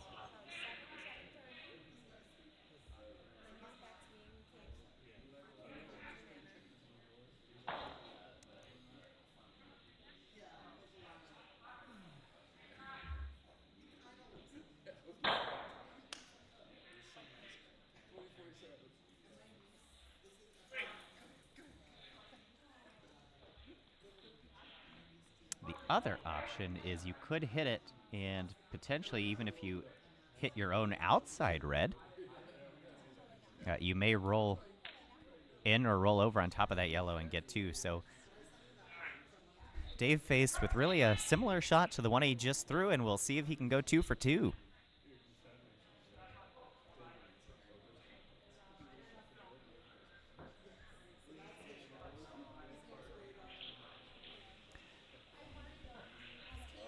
Final stone of the 6th end. And an all-important one for Team Schmel to try to find the path to tie this game or take the lead.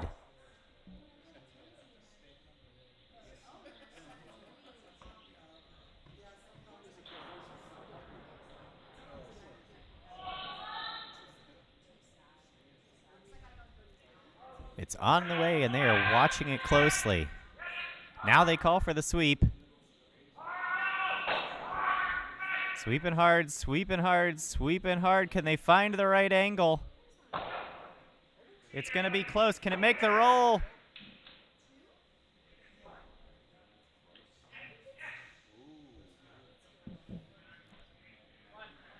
And unfortunately, just that extra little bit of contact with their own stone prevented it from rolling enough. And that is just going to be one.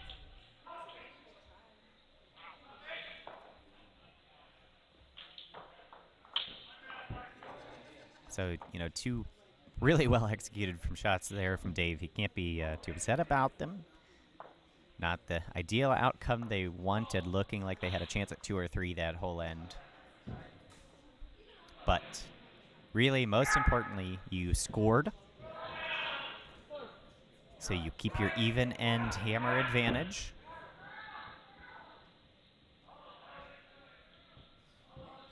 And now you try to force Team Ashford to 1 and try to score 2 again in the 8th end.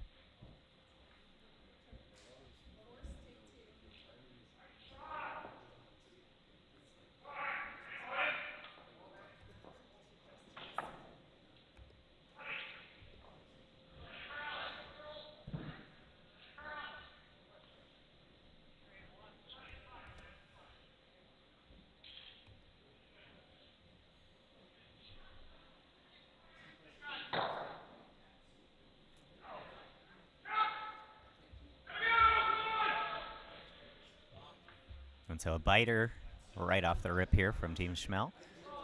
And immediately calling for the hit.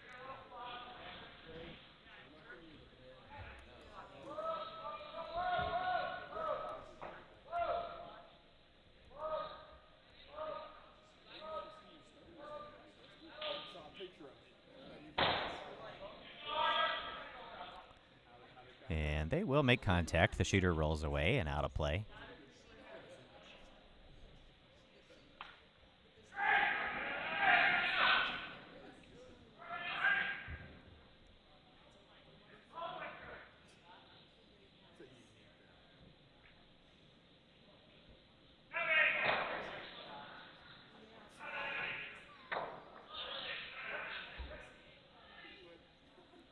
And so another center guard call coming from Team Schmel, and they'll try to sweep this hard. This is high.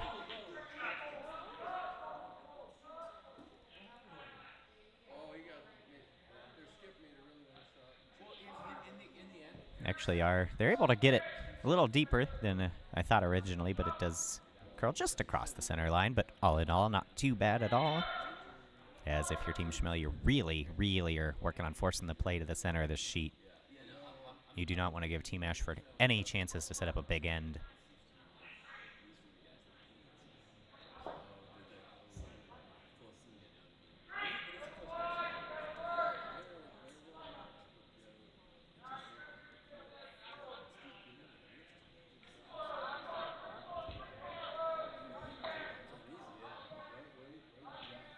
Again, if you're talking what's your win percentage here, if you're Team Schmel, you need to force the 1 and then try to score 2.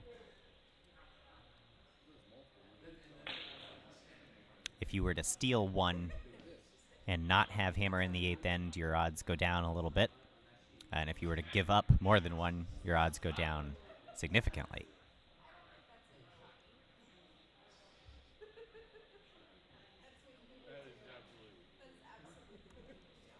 Although, this is, of course, club-level curling, so anything can happen.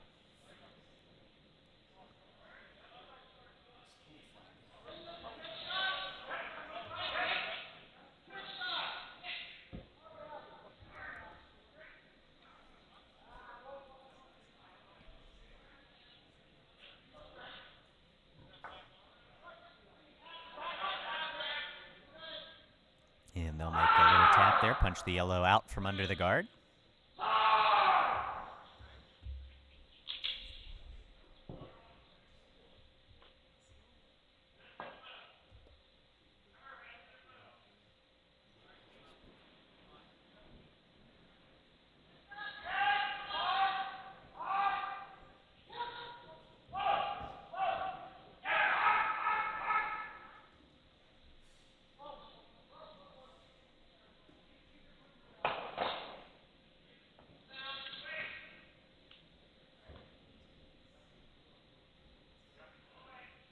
Makes the hit, rolls over.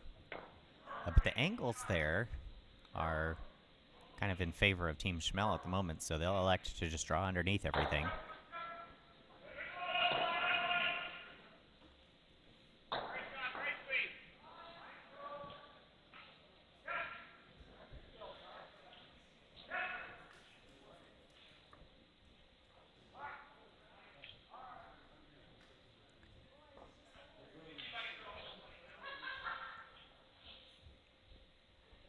that one just taps on the yellow. Almost made it around.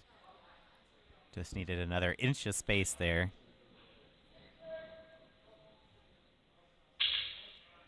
But unfortunately, taps the yellow, bounces off out into the open.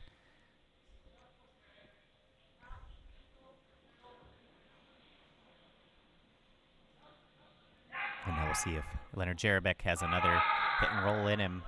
This one tight. Much tighter than the last one. Will they sneak it past the guard? No, they will not. Just ticks.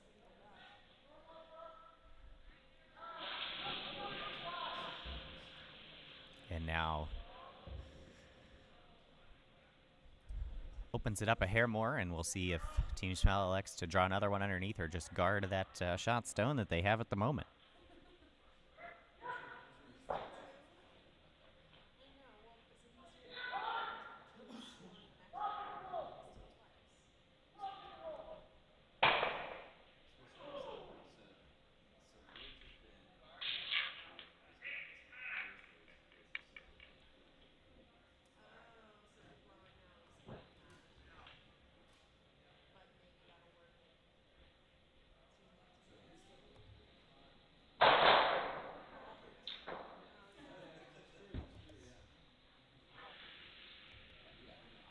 So first, Vice Stone from Shot Joyce.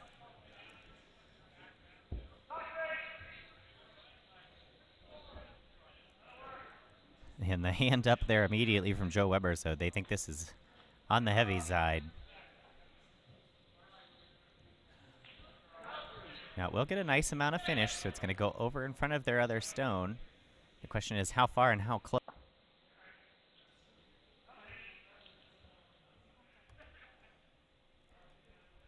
And it doesn't quite freeze on top, leaves about 3 inches of space there.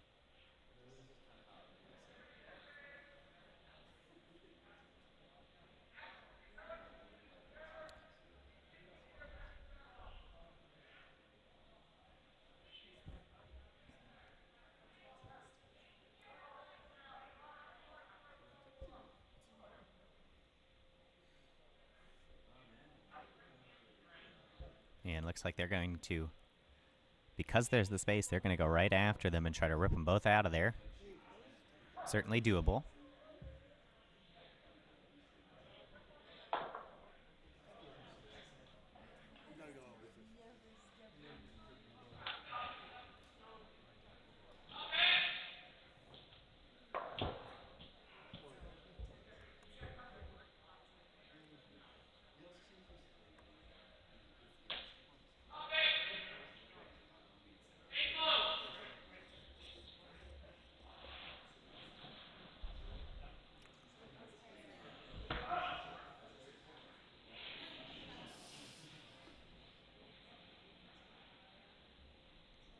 I think they like the looks of this. And he makes it, although the red is not removed.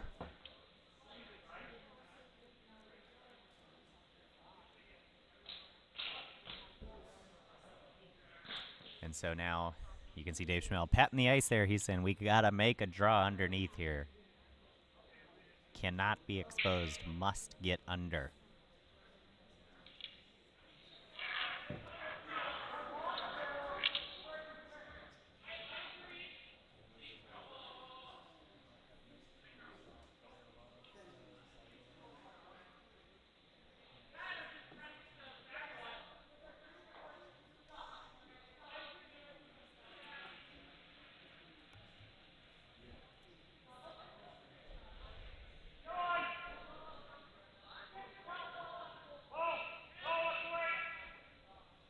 Calling for line, now calling him off.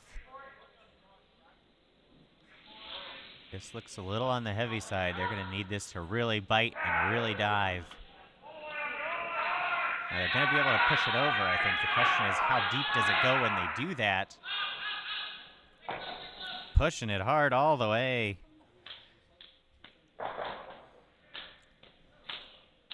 And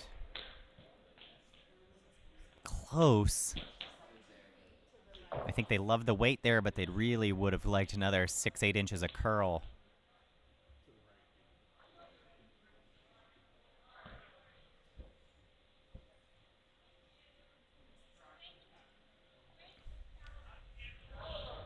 And because of the amount of curl there is on this sheet, this rock that's already half exposed is pretty simply going to be able to make it go away here.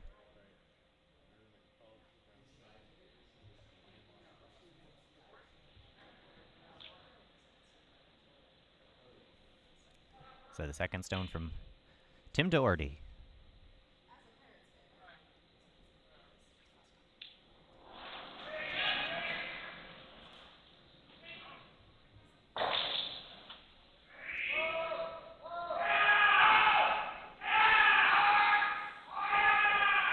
Calling for a hard sweep, a hard sweep, a hard sweep. It starts to go, it clears the first guard, it clears the stones in the house. Hit and roll successful, what a shot.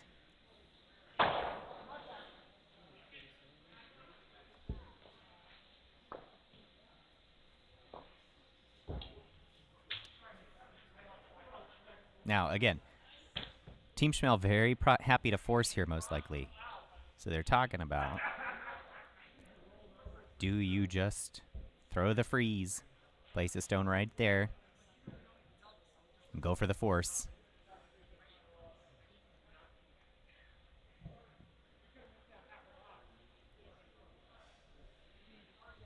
And that does appear to be the decision.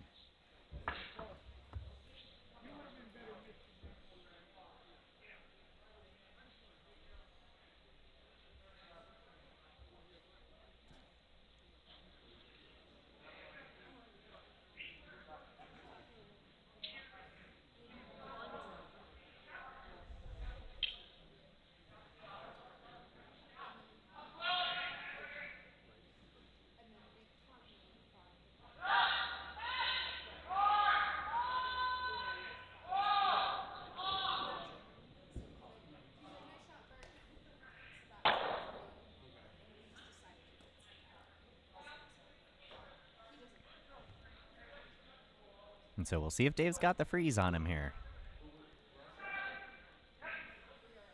This will dive hard.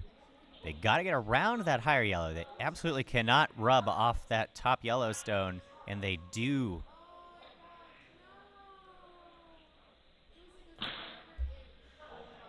Boy, oh boy, unlucky there. Just had to clear that yellow stone, just missed.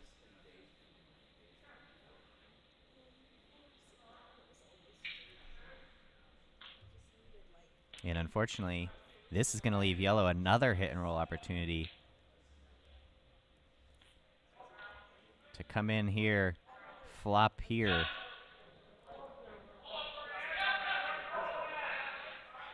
Which would mean even if Team Schmel had a freeze to throw with their final stone, it would be a freeze that would allow a score of 2 for Team Ashford instead of just the 1.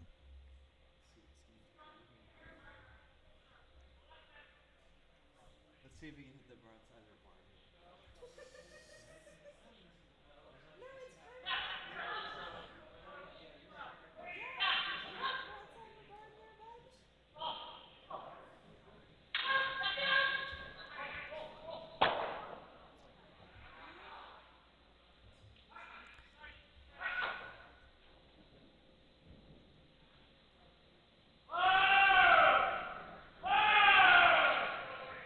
So hit and roll opportunity here, but this is pretty wide out of the skiff's hand.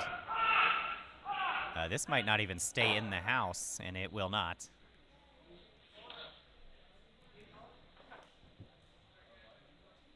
So the door back open here a little bit for Dave Schmel.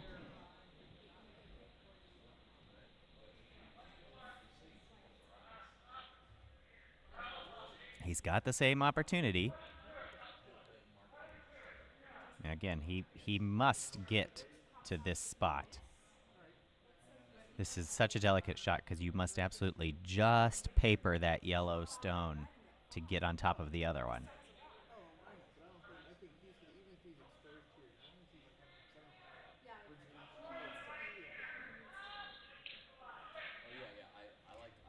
Now, you could also try to draw back 4, which is really putting the force of 1 on as your best chance. If you freeze they've still got a chance at 2. If you can get under there to the back 4, you've got your chance to steal or force of 1, which is really the goal. You have to figure, again, the percentages of club level curling not quite the same as, Olympic level curling, but most teams would rather have the hammer in the 8th end than be tied without it.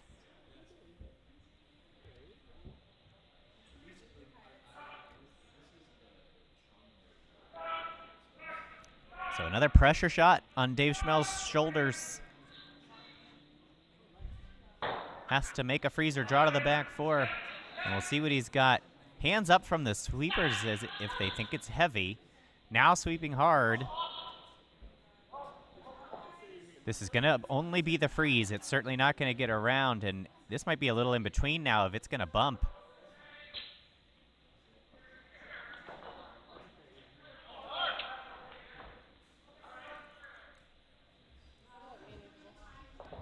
Now the good thing is that basically guarantees you don't give up more than 2.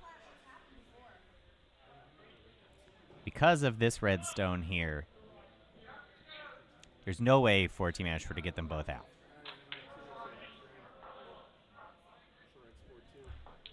So he's got to just hit and stick here for 2. If you're Team Schmel, you're hoping he makes the same mistake he just did, which is miss a little wide and roll away.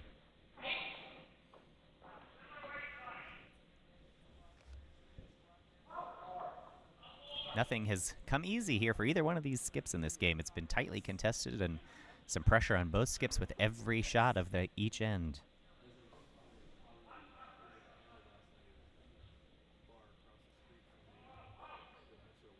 So can Rich Ashford make the correction?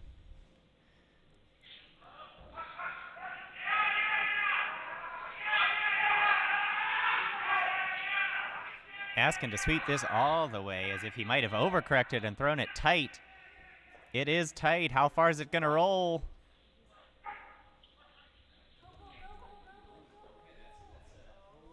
And it's just the 1.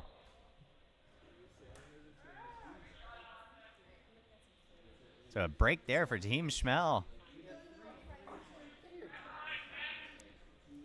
And really end up accomplishing probably the strategy that puts them in the best position to tie or win the game, which is having the hammer here. Not sure they hung 2 points down there, but that's not correct. They only scored 1. So it is 5-3.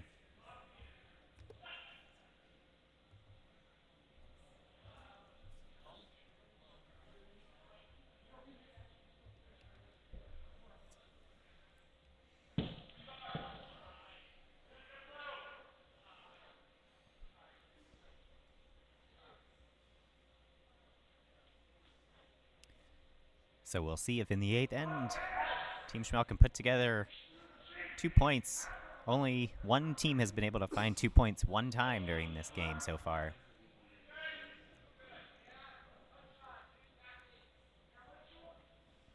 But they'll need to have it here.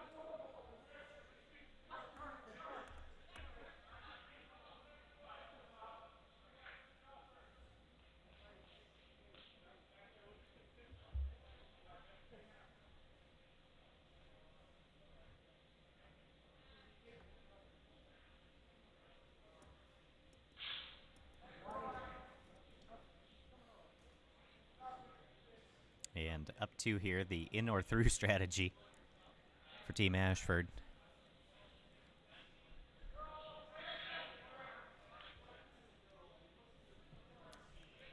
disaster for them would be to leave guards for Team Schmel to work with.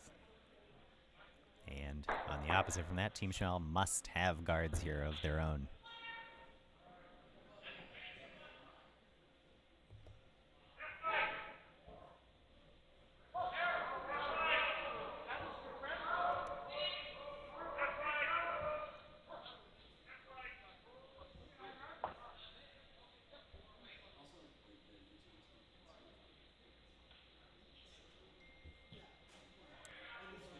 Step one complete. Well executed corner guard there.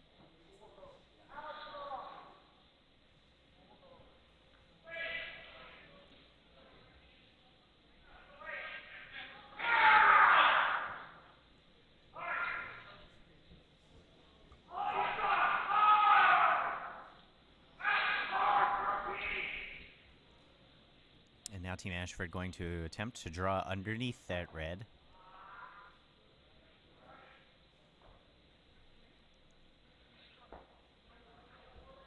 It's pretty heavy and probably not even going to stop in the house, I don't believe. And now they'll actually make sure it doesn't so that they don't leave Team Schmel anything to use as backing.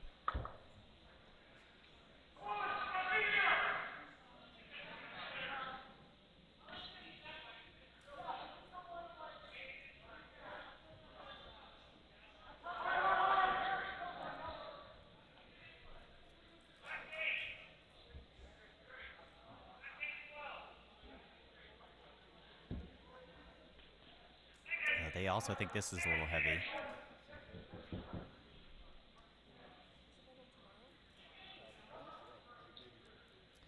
But regardless, it's got to be under the guard, so they're going to push this hard. It's not going to get under the guard. Great weight, but just stays exposed and is going to immediately be removed.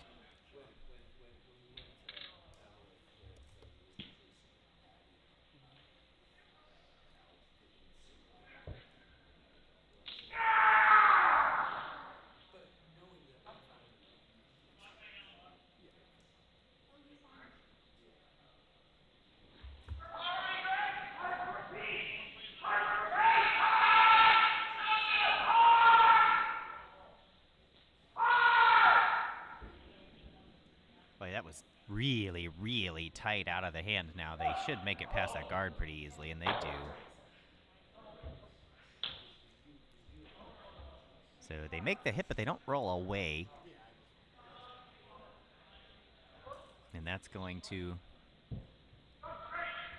give Team Schmel the opportunity to use that Yellowstone as a little bit of backing.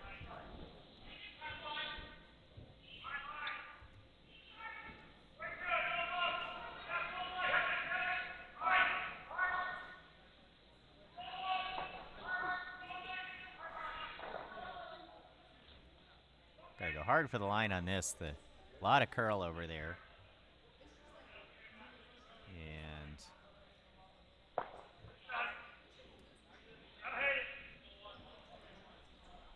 makes a pretty big tap and sits open. So again, not quite enough curl. And that's going to allow another hit opportunity.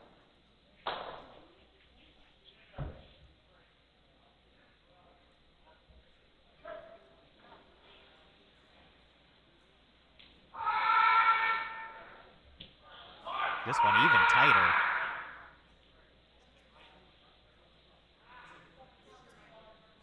Gonna hit the guard and clear it out of the way.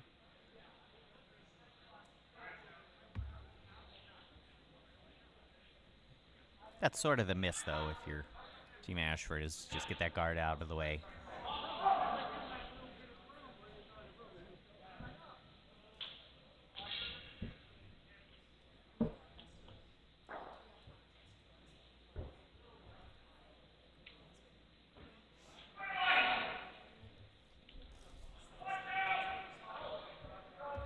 You hear Dave saying, way light.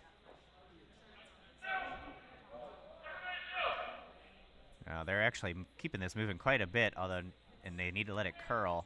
Now as it dies, they need to finish it over hard. They need to finish it over really hard.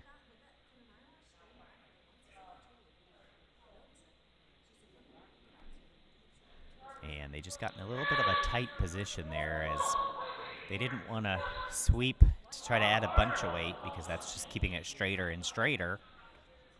But because they had to sweep a little, then they weren't able to get the finish they needed it at the end.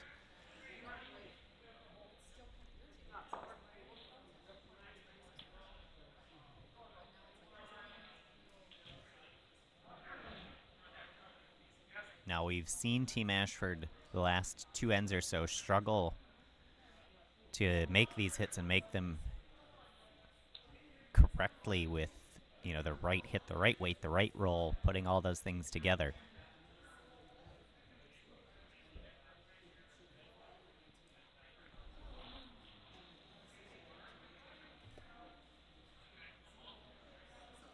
So we'll see if they can come up with the right solution here.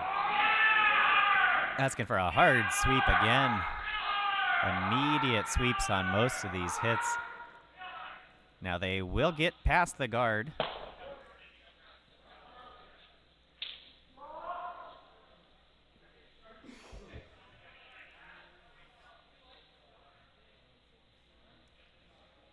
So they make the hit, and they are positioned high enough in the house that Team Schmel can make the hit and roll, but not be shot stone afterwards.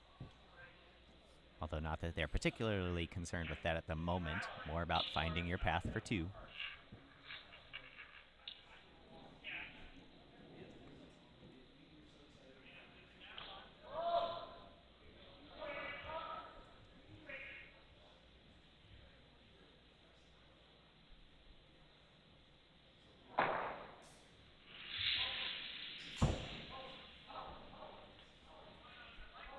And so actually electing to leave that stone there and throw the draw around the other side.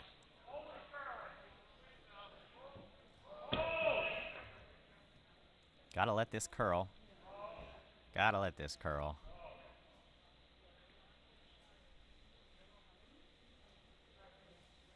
A little heavy's not bad if you can get it under. And only tucked the tiniest little edge under the guard there, so pretty fully exposed. And again, another hit coming here from Team Ashford.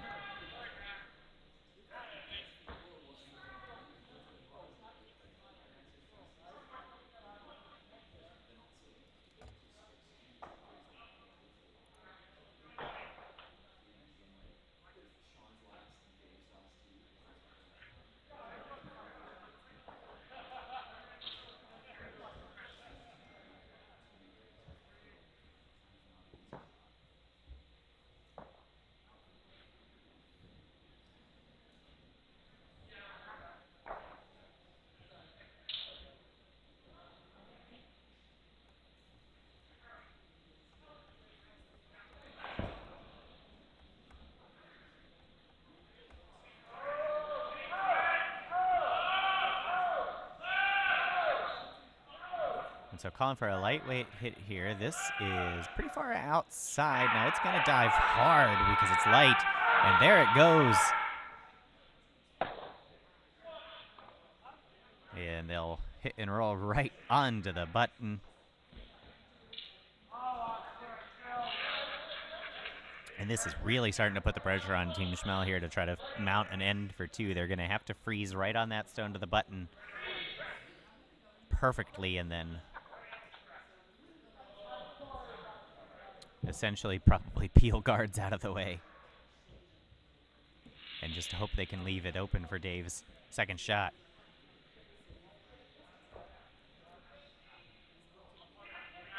And so here we go. It's on the way. You can tap this a little bit because you'll be under cover as long as you get to the nose. So just waiting for this to come over. And it is not taking any of that late curl. A lot of sweeping early, just kept it a hair straight. Does not take the late break.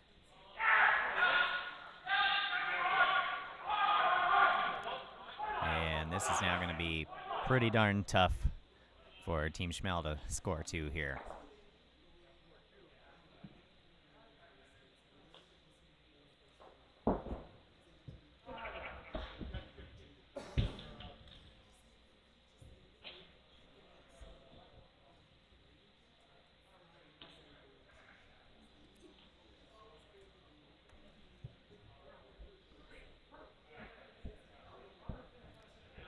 So with his first stone of the 8th end, we'll see what Skip Rich Ashford can do to make sure he removes this red stone.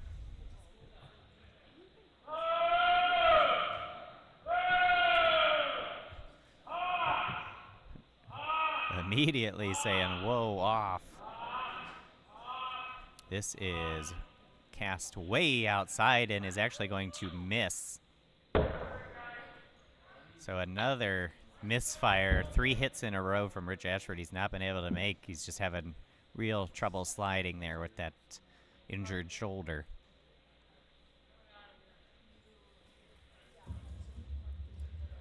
And so now the question is, do you freeze again?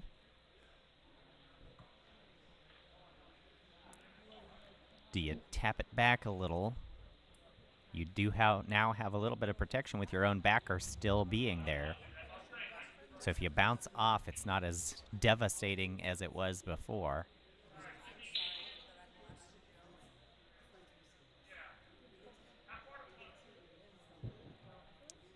And I think that's exactly what they're talking about is do they sit there? Do they need to sit there?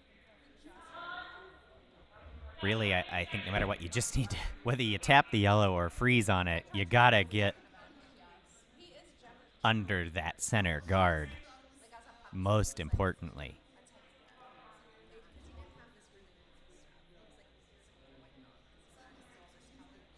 If you can get under that center guard, you really put Team Ashford in a tricky position of, do they guard or freeze to make sure you only get the 1, because if they don't and they misfire, you could have a chance at 3 to end the game right here in the 8th end. So if you can make this draw and get it on the center line, you're going to have a chance.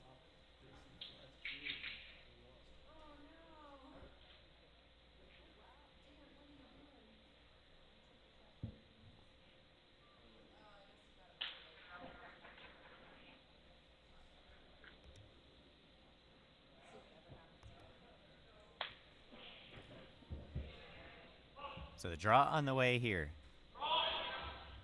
Now, see if they've got the weight down. They've had to oversweep the last couple draws down here, and so they haven't taken any of the late curl. Not sweeping this one, it is heavy. Oh, boy. And that sails right through the hole. And now a second chance for Rich Ashford, and all he's got to do is make contact here.